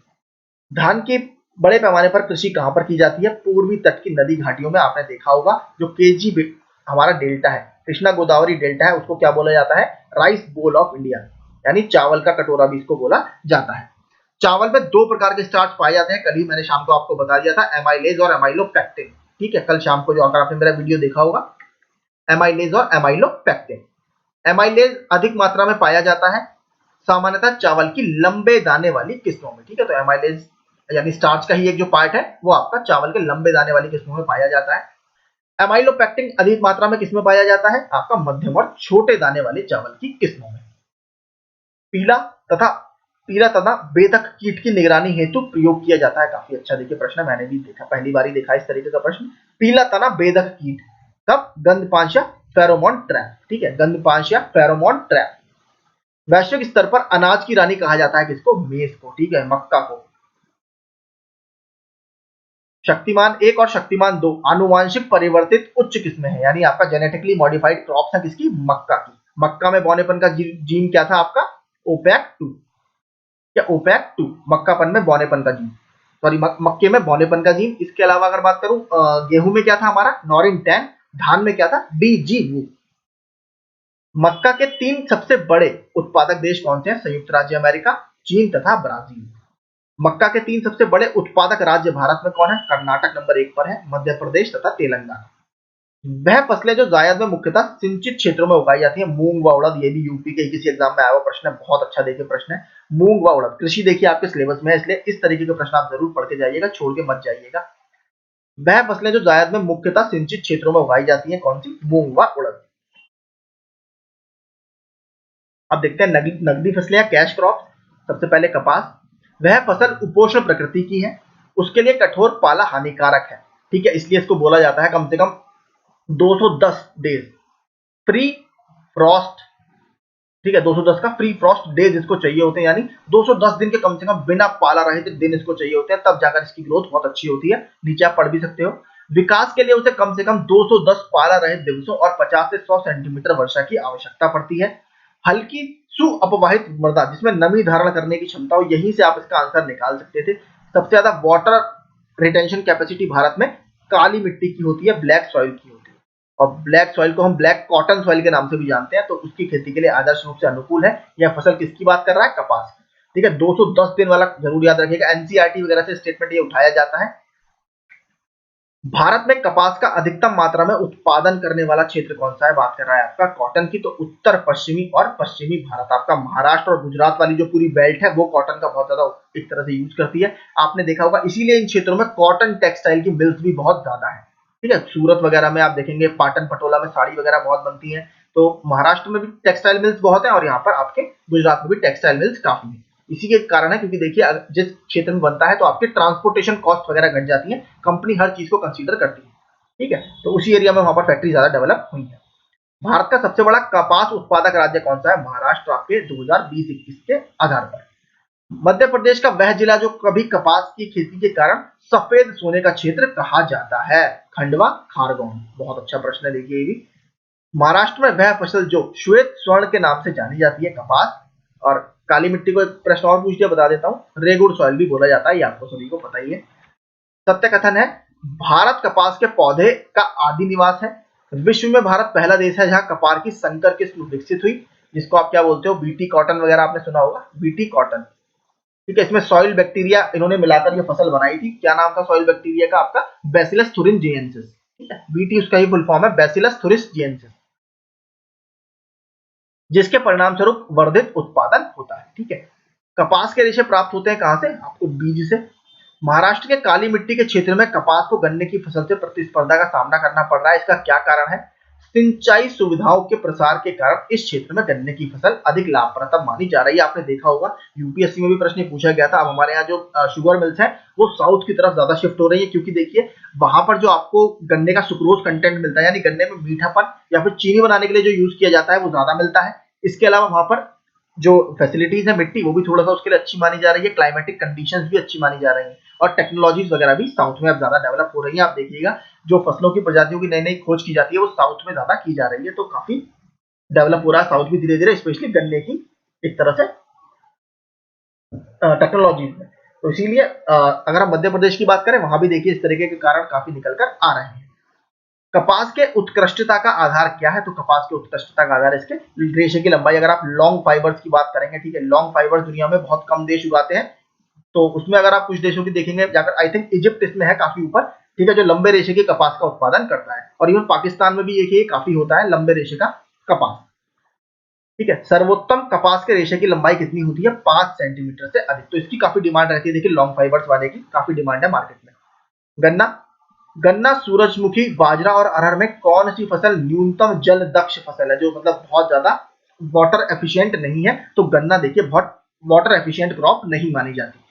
उत्तम कोटि का गन्ना माना जाता है कहाँ का? मेरठ का। ये फसल बहुत आती है, ठीक है, आपने सुना होगा, रसगुल्ला वगैरह इसकी कुछ क्रॉप्स इधर हमारे यहाँ वेस्टर्न यूपी में चलती है, तो काफी मीठा गन्ना माना जाता है। सर्वाधिक गन्ना उत्पादक 2020 में कौन कौन 3 देश हैं? ब्राजील, भारत और चाइना। भारत का वह राज्य जिसमें गन्ने की खेती के अंतर्गत सबसे अधिक भूमि है, तो उत्तर प्रदेश की रैंक भी देखिए गन्ना प्रोडक्शन में पहली है।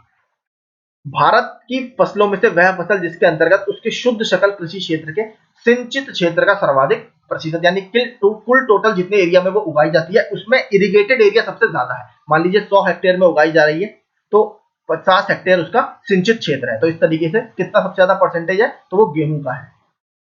भारत में 3 गन्ना उत्पादक राज्यों को घटते हुए क्रम में लगाइए। तो सबसे पहले आपके टॉप पे उत्तर प्रदेश, फिर महाराष्ट्र, फिर आपका कर्नाटक। भारत में सर्वाधिक गन्ना पैदा करने वाला राज्य कौन सा है? उत्तर प्रदेश। सत्य कथन है, चीनी उत्पादन प्रक्रम में शीरा एक उपोत्पाद है या बाई प्रोडक्ट है। चीनी कारखानों में चीनी मिलों से निकली खोई भाप बनाने के लिए बॉयलरों में ईंधन के रूप में प्रयोग की जाती है। बिल्कुल ठीक है, ठीक है, मैंने जिस फील्ड में काम किया है, मैंने बॉयलर वगैरह में भी काम किया है, ठीक है। तो जो पेपर एंड पल्प टेक्नोलॉजी में बॉयलर होते हैं, वहां पर देखिए जो चावल की भूसी आती है, ठीक है, वहां पर हमारे यहाँ लोकोमोटिव इस तरीके के बॉयलर होते हैं, उसमें आप चावल की भूसी को जला सकते हो भाप बनाने के लिए। इसके अलावा जो बैगास आता है चीनी मिलों से निकलकर बचा हुआ, उसको भी जलाकर वहां पर स्टीम बनाई जाती है, भाप बनाई जाती है। तो दूसरा स्टेटमेंट बिल्कुल ठीक है। गन्ना उत्पादन के एक व्यवहारिक उपागम का जिसे धारणीय गन्ना उपक्रमण के रूप में जाना जाता है, वह क्या महत्व है? कृषि की पारंपरिक पद्धति की तुलना में इसमें बीज की लागत बहुत कम होती है। इसमें च्यवन या ड्रिप सिंचाई का प्रभावकारी प्रयोग हो सकता है। कृषि की पारंपरिक पद्धति की तुलना में इसमें अंतर शस्यन की ज्यादा गुंजाइश है। तो इसके काफी बेनिफिट्स हमें देखने के लिए मिलते हैं। गन्ने में शर्करा की मात्रा घट जाती है, यानी जो सुक्रोज का कंटेंट है वो घटने लगता है। क्यों? पकने की अवधि में अगर पाला गिर जाए। देखिए मैंने आपसे कहा, इसीलिए क्लाइमेट चेंज भारत में बहुत बड़ी समस्या बन सकता है, क्योंकि कुछ फसलें जो होती हैं बड़ी टेम्परेचर सेंसिटिव होती हैं या वेदर सेंसिटिव होती हैं। तो अगर वेदर पैटर्न्स बदलेंगे, आपके मौसम के पैटर्न बदलेंगे, तो कहीं ना कहीं फसलों की उत्पादकता में नकारात्मक रूप से प्रभाव पड़ेगा। आप यही देख लीजिए, अगर पाला गिरने लगेगा बेमौसम, तब क्या होगा? शर्करा की मात्रा घट जाएगी। शर्करा की मात्रा घटेगी तो आपका चीनी जो है वो उतनी अच्छी नहीं बनेगी जितनी बननी चाहिए थी, और चीनी जब उतनी अच्छी नहीं बनेगी तो कहीं ना कहीं चीनी मिल का भी नुकसान होगा और इकोनॉमी पर भी इसका लगातार प्रभाव पड़ता है, क्योंकि चीनी हम एक्सपोर्ट भी बहुत करते हैं। आगे देखते हैं अगला, शक्कर नगर चीनी का एक प्रमुख उत्पादक केंद्र था, ठीक है। तो शक्कर नगर बेसिकली आपका पहले आंध्र प्रदेश में था, अब ये तेलंगाना में पड़ता है, और ये एक समय पर यहाँ पर एशिया की सबसे बड़ी चीनी मिल की स्थापना की गई थी, ठीक है, एशिया की सबसे बड़ी, याद रखिएगा। भारत का शक्कर का प्याला कहलाता है, तो शक्कर का प्याला उत्तर प्रदेश को कहा जाता है। आगे देखते हैं,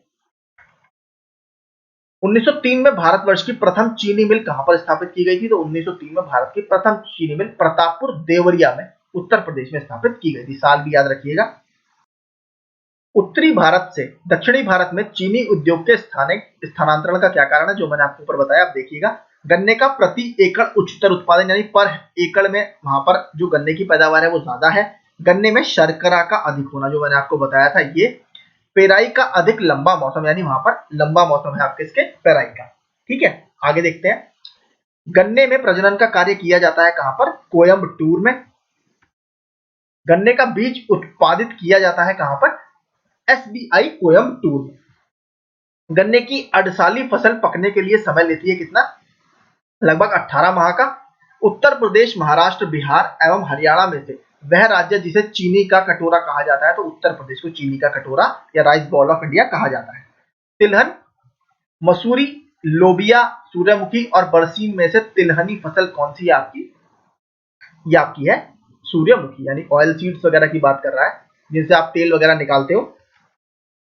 गन्ना, जूट, गेहूं तथा मूंगफली में से सबसे कम जल की आवश्यकता किसको होती है? तो मूंगफली को सबसे कम जल की आवश्यकता होगी।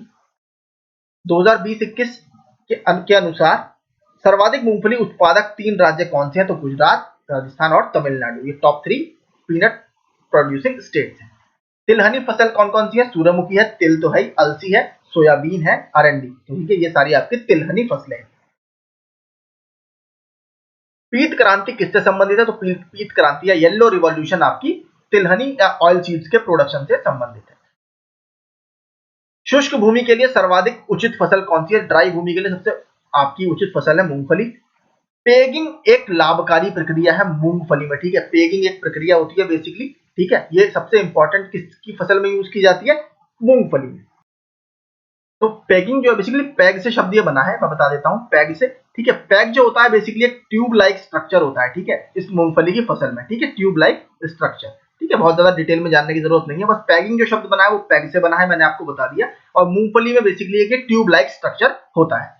भारत में सोयाबीन का अग्रणी उत्पादक राज्य कौन सा है? तो 2020-21 के एस्टिमेट के अनुसार महाराष्ट्र आपका सोयाबीन का अग्रणी उत्पादक राज्य है। भारत में सोयाबीन की खेती का सर्वाधिक क्षेत्रफल कौन से स्टेट में है? तो मध्य प्रदेश में सबसे ज्यादा इसका क्षेत्रफल है। भारत में मूंगफली का सबसे बड़ा उत्पादक राज्य कौन सा है? तो भारत में मूंगफली का सबसे बड़ा उत्पादक राज्य आपका गुजरात है, हमने पहले भी देखा था। 19-20 के अनुसार मूंगफली की प्रति हेक्टेयर सर्वाधिक उत्पादकता वाला राज्य कौन सा है? तो प्रति हेक्टेयर आपको तमिलनाडु में सबसे ज्यादा मूंगफली देखने के लिए मिलेगी। राजस्थान प्रमुख उत्पादक है किसका? सरसों का। ये प्रश्न भी 2 से 3 बार आया हुआ है। सरसों का मुख्य उत्पादक है। दिए गए मानचित्र पर ए बी सी डी आपके क्या है? ए आपका गुजरात मूंगफली, ठीक है, पीनट। बी अगर बात करें तो आपका शुगर केन या गन्ना। बात करें आपकी सी की तो ये रगी। डी की तो आपका टोबैको। टोबैको तो आपको पता ही है आंध्र प्रदेश वगैरह में बहुत ज्यादा होता है। ठीक है, और मैंने बताया था इसकी मिट्टी में पोटाश की जरूरत काफी ज्यादा होती है। ठीक है, तो कौन सी फसल है ये? रबी की फसल है। ठीक है, देखिए जो सारा मैं आपको बताता हूँ ये सब कहीं ना कहीं पूछा गया है, तो प्लीज आप इसको भी फोकस किया कीजिए। ठीक है, रबी की फसल है, ये भी पूछा गया है, तंबाकू के लिए मैचिंग वगैरह में बहुत आता है। भारत में उत्पादित मुख्य तिलहनी फसल कौन सी है? सोयाबीन, मूंगफली, सरसों और तिल। ठीक है, सरसों की प्रजातियां हैं वरुणा, पूसा गोल्ड एवं पीतांबरी। ये भी काफी अच्छा प्रश्न है। जिप्सम की अधिक मात्रा की आवश्यकता होती है किसे? मूंगफली की फसल में। ये भी बहुत अच्छा प्रश्न है। कौशल उन्नत प्रजाति है, जो मैंने आपको शुरू में बताया था, मूंगफली की उन्नत प्रजाति है। मूंगफली, सोयाबीन, सूरजमुखी एवं तिल में से वह फसल जिसमें सबसे ज्यादा प्रतिशत तेल की मात्रा होती है, तो तिल में आपकी सबसे ज्यादा प्रतिशत तेल की मात्रा निकलती है। अब बात करते हैं दलहनी फसलों की, इससे भी बहुत प्रश्न बनते हैं। भारत में दालों के उत्पादन के संदर्भ में सही कथन क्या है? उड़द की खेती खरीफ और रबी दोनों फसलों में की जा सकती है। ठीक है, तो उड़द की जो दाल है इसको आप रबी और खरीफ दोनों में उगा सकते हो। अरहर का वैज्ञानिक नाम है, बहुत बढ़िया प्रश्न है, इसको तूर की दाल भी बोलते हैं, मैंने आपसे कहा था। कैजनस कजान, तो कैजनस इसका क्या होगा? कैजनस इसका होगा जीनस और कजान इसकी होगी स्पेशीज, यानी कैजनस जीनस की है, कजान स्पेशीज है। अरहर की अच्छी उपज के लिए क्या चाहिए? दोमट या बलुई मिट्टी जिसका पीएच मान 7 से 8 के बीच में हो। 7.4 देखिए ऑप्टिमम माना जाता है। ठीक है, इवन 6 से 7 के बीच में अगर आपका होगा तो काफी अच्छा वो माना जाता है। मतलब ना ज्यादा बहुत एसिडिक हो, ना ही ज्यादा बहुत बेसिक हो, यानी अम्लीय भी बहुत ज्यादा ना हो और क्षारीय भी बहुत ज्यादा ना हो। चना उगाई जाती है कहां पर? रबी की ऋतु में। तो मैंने आपको बताया था गेहूं, जौ, चना, ये सारी जितनी फसलें ये आपकी रबी की फसल है। और बताऊं अगर मटर हो गया, सरसों हो गया, आलू है, ठीक है, मसूर, अरहर है, लाही है, तंबाकू है, ये सारी आपकी जितनी है सारी रबी की फसलें हैं। आगे, विश्व में चने का लगभग 2/3 से अधिक उत्पादन कहां पर होता है? तो ये ग्राम की बात कर रहा है। ठीक है, ग्राम का सबसे ज्यादा उत्पादन आपका भारत में ही आपको देखने के लिए मिलेगा। चने में प्रोटीन होता है कितना? लगभग 21%। ठीक है, काफी अच्छा प्रश्न है। इसके अलावा देखिए एक बार और पूछ लिया था, वो भी आपको बता देता हूं प्रश्न, कि चकबंदी लेखपाल का प्रश्न है कि गेहूं में प्रोटीन का प्रतिशत कितना होता है? ठीक, इसका उल्टा है, लगभग 12% प्रोटीन आपको गेहूं में या व्हीट में देखने के लिए मिलेगा। ठीक है, 2015 वाली चकबंदी की जो परीक्षा हुई थी उसमें आया था। चने की खेती के लिए आवश्यक होती है क्या? समशीतोष्ण एवं शुष्क जलवायु। चने की फसल में लगने वाले कीट एवं रोग हैं तो दीमक, कटवर्म, फली छेदक, झुलसा रोग, उखटा रोग। ठीक है, ये सारे आपके चने की फसल में होने वाले रोग हैं। मटर पौधा है द्विबीजपत्री, ये भी प्रश्न बहुत अच्छा है, ठीक है, द्विबीजपत्री पौधा होता है। मटर में प्रोटीन पाई जाती है कितनी, लगभग 22.5% के आसपास। मटर की पत्ती विहीन प्रजाति कौन सी है, अपर्णा, ठीक है, पर्ण मतलब पत्ता, अपर्णा मतलब जिसमें पत्ता ना हो, तो इससे आप अंदाजा लगा सकते हैं। मटर के लिए उपयुक्त पीएच मान कितना होता है, देखिए यहाँ पर आप बदल गई पीएच रेंज आपकी 6 से 7.5 के आसपास। मैंने कहा बहुत ज्यादा एसिडिक होगा तो भी कोई फसल आपकी नहीं होगी, बहुत ज्यादा बेसिक होगी तो भी फसल आपकी नहीं होगी, कुछ एक्सेप्शन होते हैं, लेकिन फिलहाल ये आपकी सबसे अच्छी रेंज है। वह देश जो दलहनी फसलों का मुख्य उत्पादक तथा उपभोक्ता है, तो भारत में बेसिकली पल्सेस पैदा भी बहुत होती है, लेकिन हम डोमेस्टिकली उसको यूज भी बहुत करते हैं। गेहूं, चावल, चीनी एवं दालें में से भारत में सामान्यतः निर्यात जिसका नहीं किया जाता, तो देखिए डोमेस्टिक कंजम्पशन क्योंकि हमारे यहाँ बहुत ज्यादा है, इसलिए दालों का निर्यात हमारे यहाँ बहुत कम होता है। भारत में दालों की कमी है परंतु प्रोटीन की नहीं, दालों की मांग की वरीयता है, ठीक है, ये बिल्कुल ठीक है। भारत में देखिए दालें पैदा बहुत होती है, लेकिन डोमेस्टिक कंजम्पशन हमारे यहाँ इतना ज्यादा है कि बाहर के लिए बहुत ज्यादा हमारे यहाँ नहीं बचता, क्योंकि पॉपुलेशन हमारे यहाँ खुद की बहुत ज्यादा है। तो ए और आर दोनों अपने आप में बिल्कुल ठीक है, और आर ए की सही व्याख्या भी है। भारत में दालों का सबसे बड़ा उत्पादक राज्य है, कई सालों से हम देख रहे हैं यही है नंबर 1 पर आज तक, ठीक है, मध्य प्रदेश। हवा से नत्रजन यानी नाइट्रोजन बेसिकली संचित करने की क्षमता किसमें होती है, लेग्यूमिनस क्रॉप्स या आपकी जो दलहनी फसलें होती हैं, ये बेसिकली इनकी जो जड़ होती है उसमें राइजोबियम नामक बैक्टीरिया होता है जो नाइट्रोजन फिक्सेशन में हेल्प करता है, और वो इनकी जड़ों के साथ सहजीवी संबंध बनाता है, यानी आपका सिम्बायोटिक एसोसिएशन में रहता है, जिससे दोनों को फायदा होता है।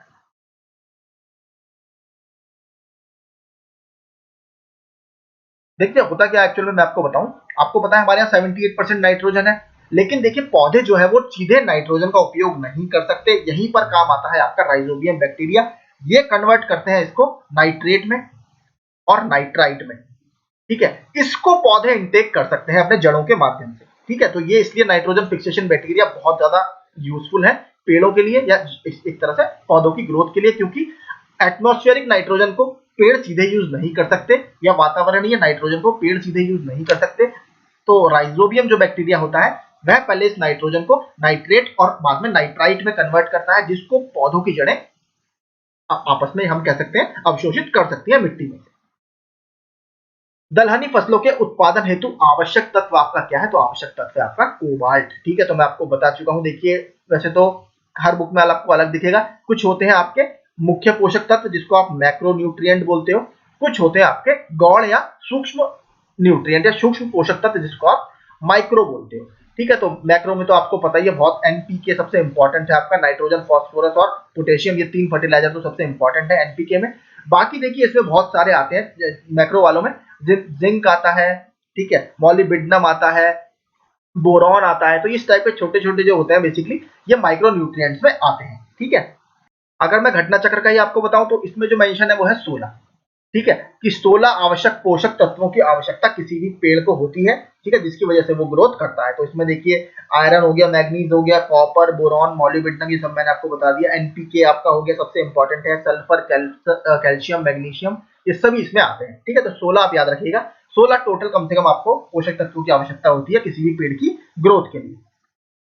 आगे, और दलहनी फसलों में मुख्य रूप से क्या चाहिए हमें कोबाल्ट, ठीक है, कोबाल्ट याद रखिएगा। आगे, वायुमंडल के नत्रजनन का स्थिरीकरण करने वाली दलहनी फसल है कौन सी, चना, मटर और मूंग।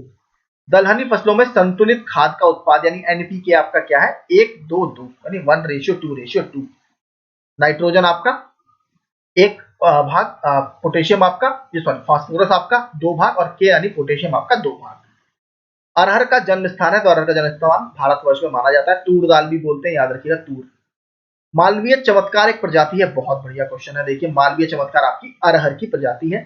बहार एक प्रसिद्ध प्रजाति है, ये भी अरहर की प्रजाति है। तो अरहर की हमने 2 प्रजातियां यहाँ पर पढ़ ली, मालवीय चमत्कार और बहार।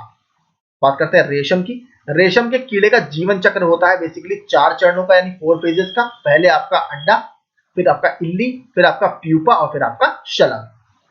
रेशम के कीड़े का कुल जीवन काल लगभग कितना होता है, 50 दिन का आपका इसका लाइफ साइकिल होता है। रेशम के ज्ञात सभी 5 व्यापारिक किस्मों में एकमात्र उत्पादक देश जो सारे पांचों की 5 किस्मों का उत्पादन करता है, ठीक है, तो वो भारत है, बहुत बड़ी बात है। रेशम के कीड़े क्या कहलाते हैं, पिल्लू। भारत में सर्वाधिक रेशम या शहतूत एक काइंड होता है, ठीक है, शहतूत रेशम पैदा करने वाला राज्य कौन सा है, कर्नाटक में सबसे ज्यादा रेशम आपको देखने के लिए मिलेगा। भारत को 60% से अधिक कच्चा रेशम प्राप्त होता है कहां से? आंध्र प्रदेश और कर्नाटक।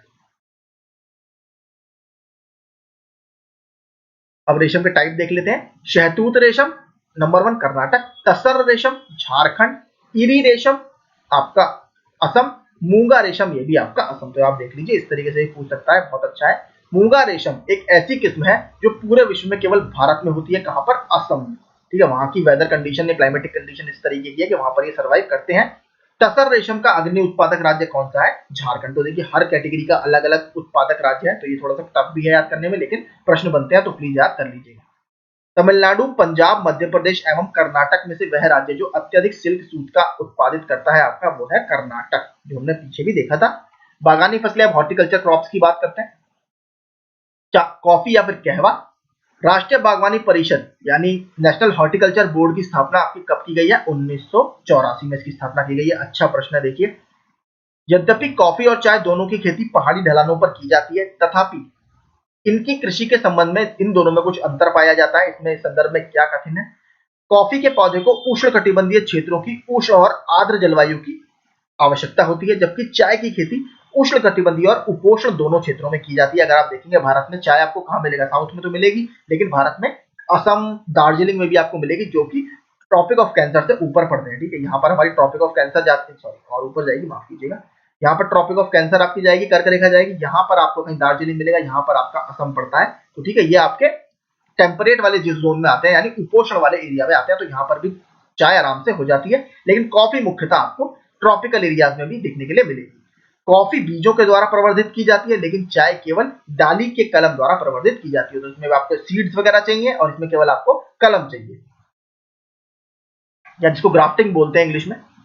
भारत में सर्वाधिक कॉफी उत्पादन की जाती है कर्नाटक में। बहुत फेमस एक जगह है, मैं बता देता हूं, चिकमंगलुरु। ये बहुत जगह फेमस है कॉफी के प्रोडक्शन के लिए, इंडिया में कर्नाटक में ही स्थित है।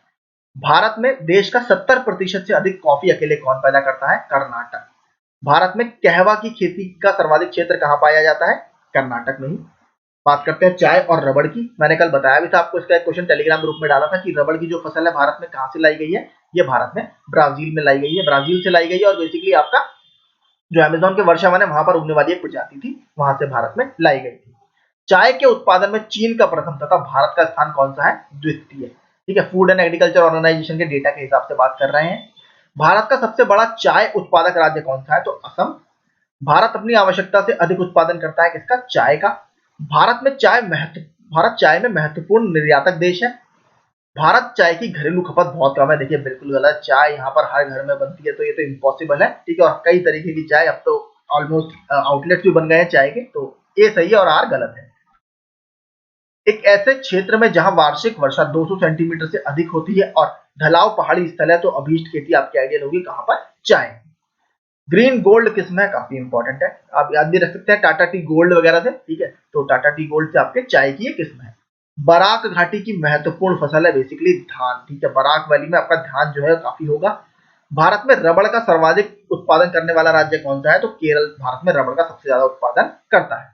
गेहूं, मक्का, अरहर और चाय में उद्दीपक फसल कौन सी है? बेसिकली आपकी चाय की जो फसल है, ये उद्दीपक फसल है। अन्य बागानी फसलें देखते हैं। भारत का वह राज्य जहां कहवा, रबड़ तथा तंबाकू सभी की कृषि की जाती है, तो वो है आपका कर्नाटक। भारत में बागानी कृषि के अंतर्गत उगाई जाने वाली मुख्य फसलें कौन सी हैं? चाय हो गई, रबड़ हो गई, नारियल हो गई और कहवा हो गई।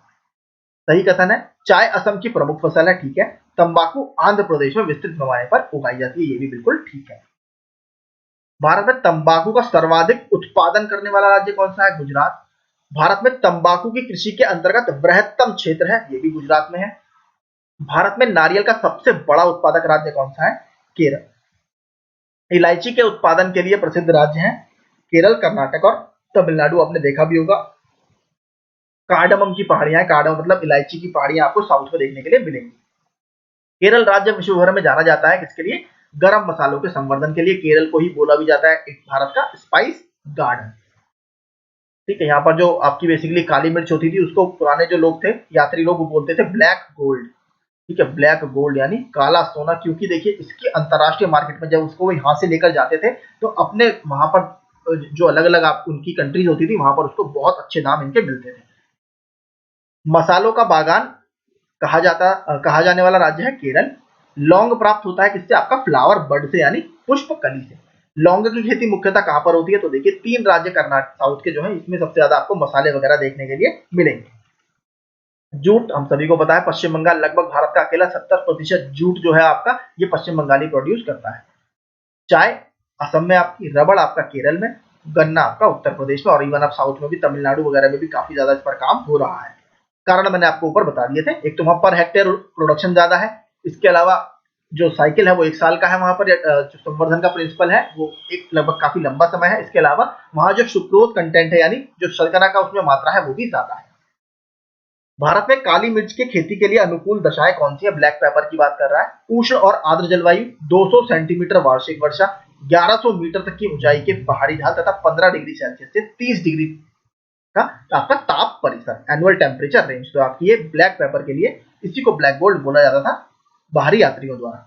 भारत में काला सोना के रूप में काला जाना जाता है काली मिर्च और कोयला। भारत में मसालों का सर्वाधिक उत्पादक है, सर्वाधिक देखिए उत्पादक की बात कर रहा है मसालों की, तो ये आपका मध्य प्रदेश।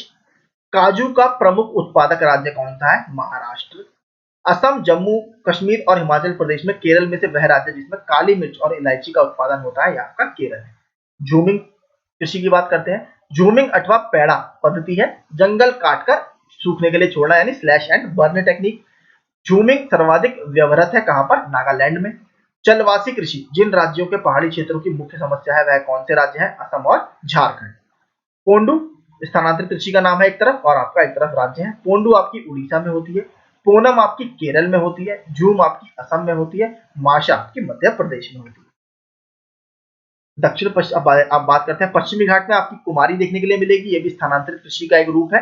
दक्षिणी पूर्वी राजस्थान यानी साउथ ईस्ट राजस्थान में वालतरे, उत्तर पूर्वी भारत में झूम और मध्य प्रदेश तथा छत्तीसगढ़ में दहिया। तो मध्य प्रदेश में आपकी माशा भी थी और दहिया भी है। आगे पशुपालन देखते हैं।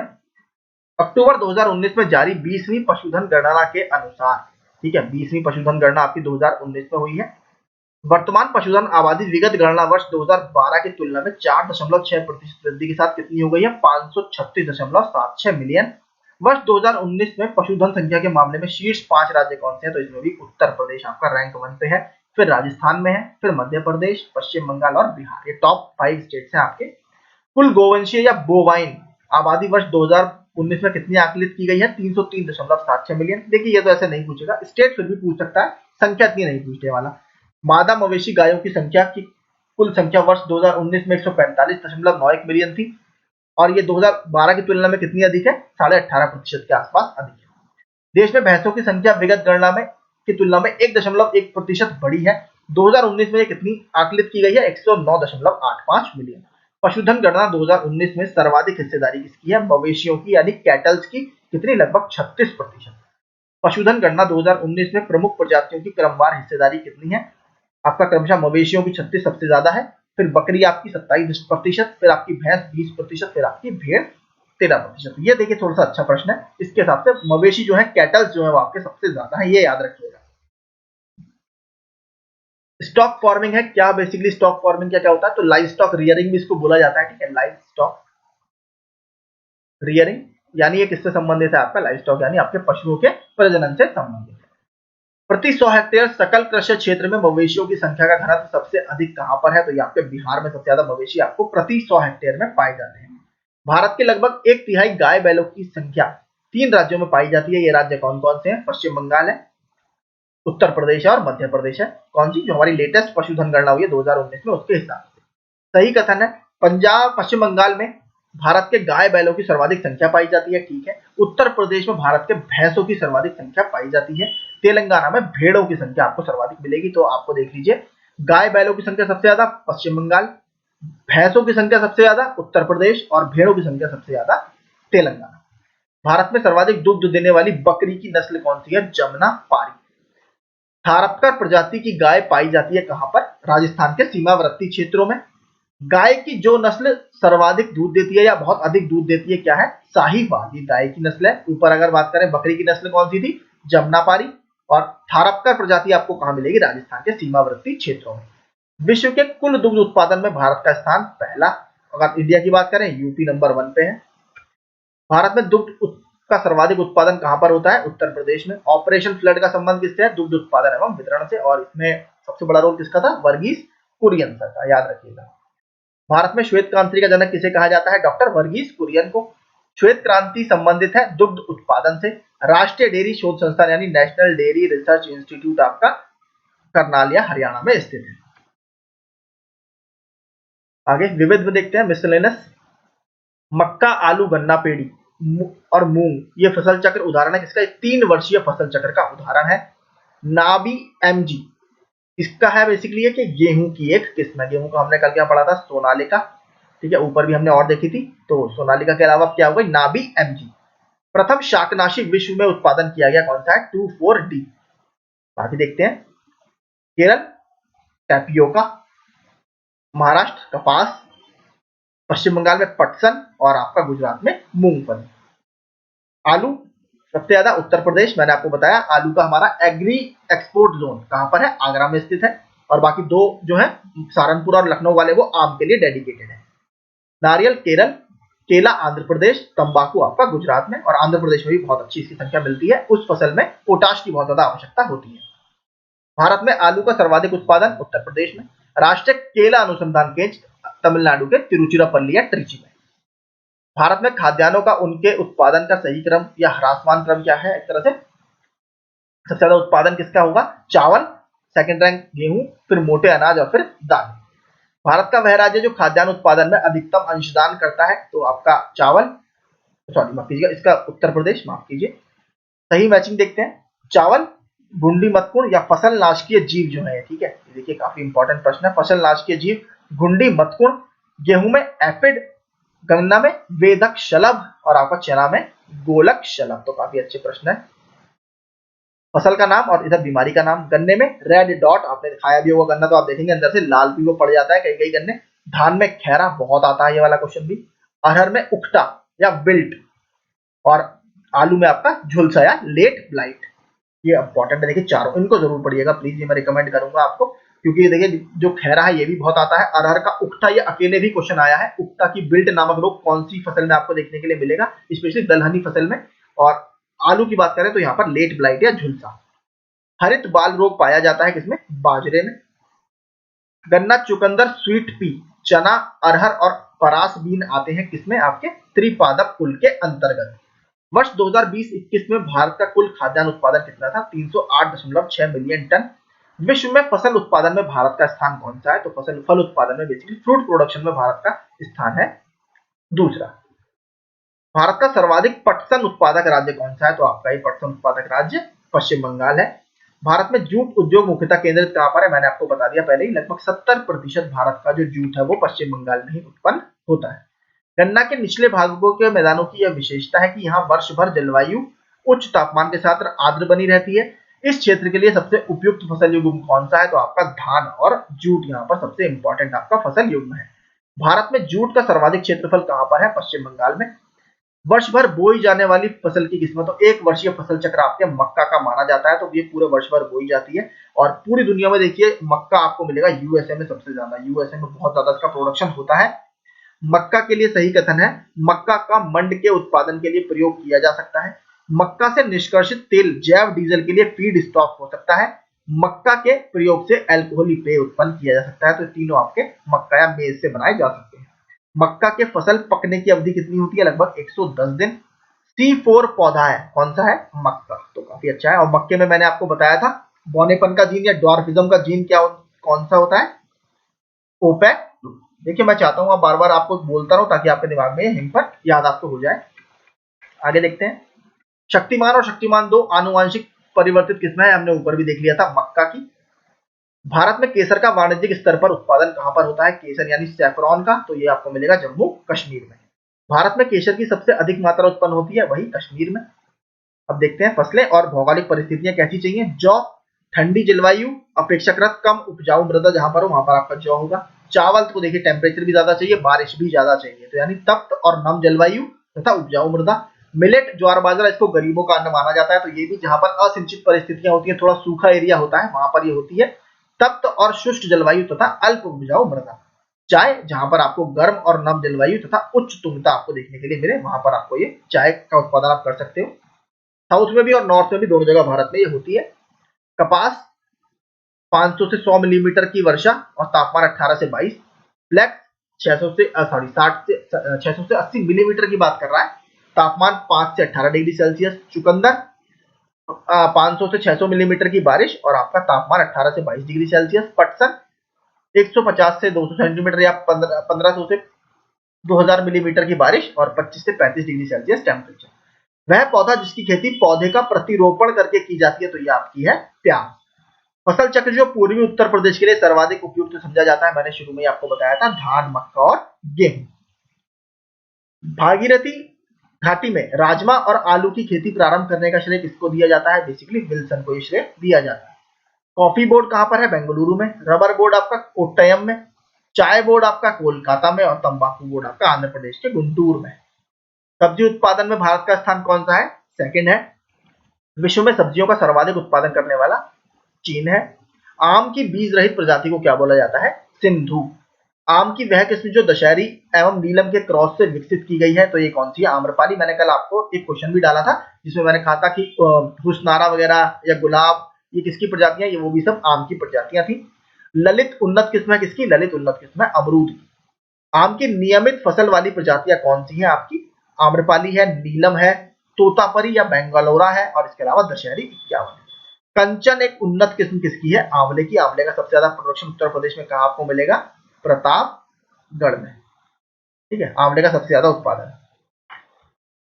केले का अधिकतम उत्पादन कहां पर होता है? आपका आंध्र प्रदेश में। 2020-21 के अंतिम एस्टिमेट्स के अनुसार बोरला पुरस्कार दिया जाता है कृषि विज्ञान के क्षेत्र में।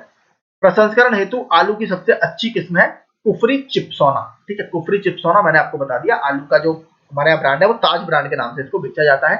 राष्ट्रीय खाद्य सुरक्षा मिशन एक लक्ष्य धारणीय नीति से देश के चुनिंदा जिलों में खेतीगत जमीन में बढ़ोतरी एवं उत्पादकता में वृद्धि लाकर कुछ फसलों की उत्पादकता में वृद्धि लाना है। ये फसलें कौन कौन सी हैं? चावल, गेहूं, बाजरा एवं चारे की फसल।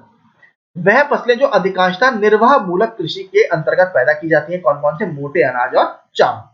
और इस साल जो हमारा 2023 है मोटे अनाज का वर्ष भी है। अदरक का तना जो मिट्टी में उगता है और खाद्य संग्रहण करता है, क्या कहलाता है? प्रकंद। अनाज के दानों का उत्पाद है बेसिकली क्या? ओट मील, जो आप ओट्स वगैरह खाते हो। उत्तराखंड में उगाया जाने वाला अनाज मंडुआ या कोदा का निर्यात जिस देश में अधिकांशतः किया जा रहा है वह कौन सा देश है? तो जापान में इसकी बहुत डिमांड है। प्रमुखतया वर्षा आधारित फसल है कौन सी? मूंगफली, तिल और बाजरा। वह फसलें जो दलहन, चारा और हरी खाद के रूप में प्रयुक्त होती है कौन सी हैं? लोबिया, अरहर और मूंग। वह राज्य जिसमें सर्वोपयुक्त जलवायु विषयक स्थितियां उपलब्ध हैं, जिसमें न्यूनतम लागत से ऑर्किड की विभिन्न किस्मों की खेती हो सकती है और वह इस क्षेत्र में निर्यात प्रमुख उद्योग विकसित कर सकता है, कौन सा है? अरुणाचल प्रदेश। देश का प्रथम पूर्ण रूप से जैविक राज्य घोषित किया गया है किसे? सिक्किम को। गुजरात राज्य की विशेषताएं हैं, उसका उत्तरी भाग शुष्क है और अर्धशुष्क भी है। उसके मध्य भाग में कपास का उत्पादन होता है। उस राज्य में खाद्य फसलों की तुलना में नकदी फसलों की खेती अधिक होती है, यानी कॉटन, टेक्सटाइल वगैरह की। इसके अलावा तंबाकू भी बहुत होता है। ठीक है, गुजरात में। भारत में ग्वार या क्लस्टर बीन का पारंपरिक रूप से सब्जी या पशु आहार के रूप में उपयोग किया जाता है, किंतु हाल ही में इसकी खेती में महत्व का स्थान प्राप्त किया है। इस संदर्भ में सही कथन क्या है? इसके बीजों से निर्मित गोंद शैल गैस के निष्कर्षण में प्रयुक्त होता है। तो शैल गैस आपकी बेसिकली जमीन के अंदर शैल गैस रहती है, शेल्स में, वहां से निकालने में इससे निर्मित गोंद जो है वो उपयुक्त होता है। भारत में पश्चिम बंगाल में मछली का सबसे बड़ा उत्पादक है पश्चिम बंगाल। पश्चिम बंगाल के सागर तट के किनारे मत्स्य उद्योग सुविकसित है। तो देखिए सुविकसित यहाँ पर इतना ज्यादा नहीं है, ए स्टेटमेंट सही है, आर गलत है।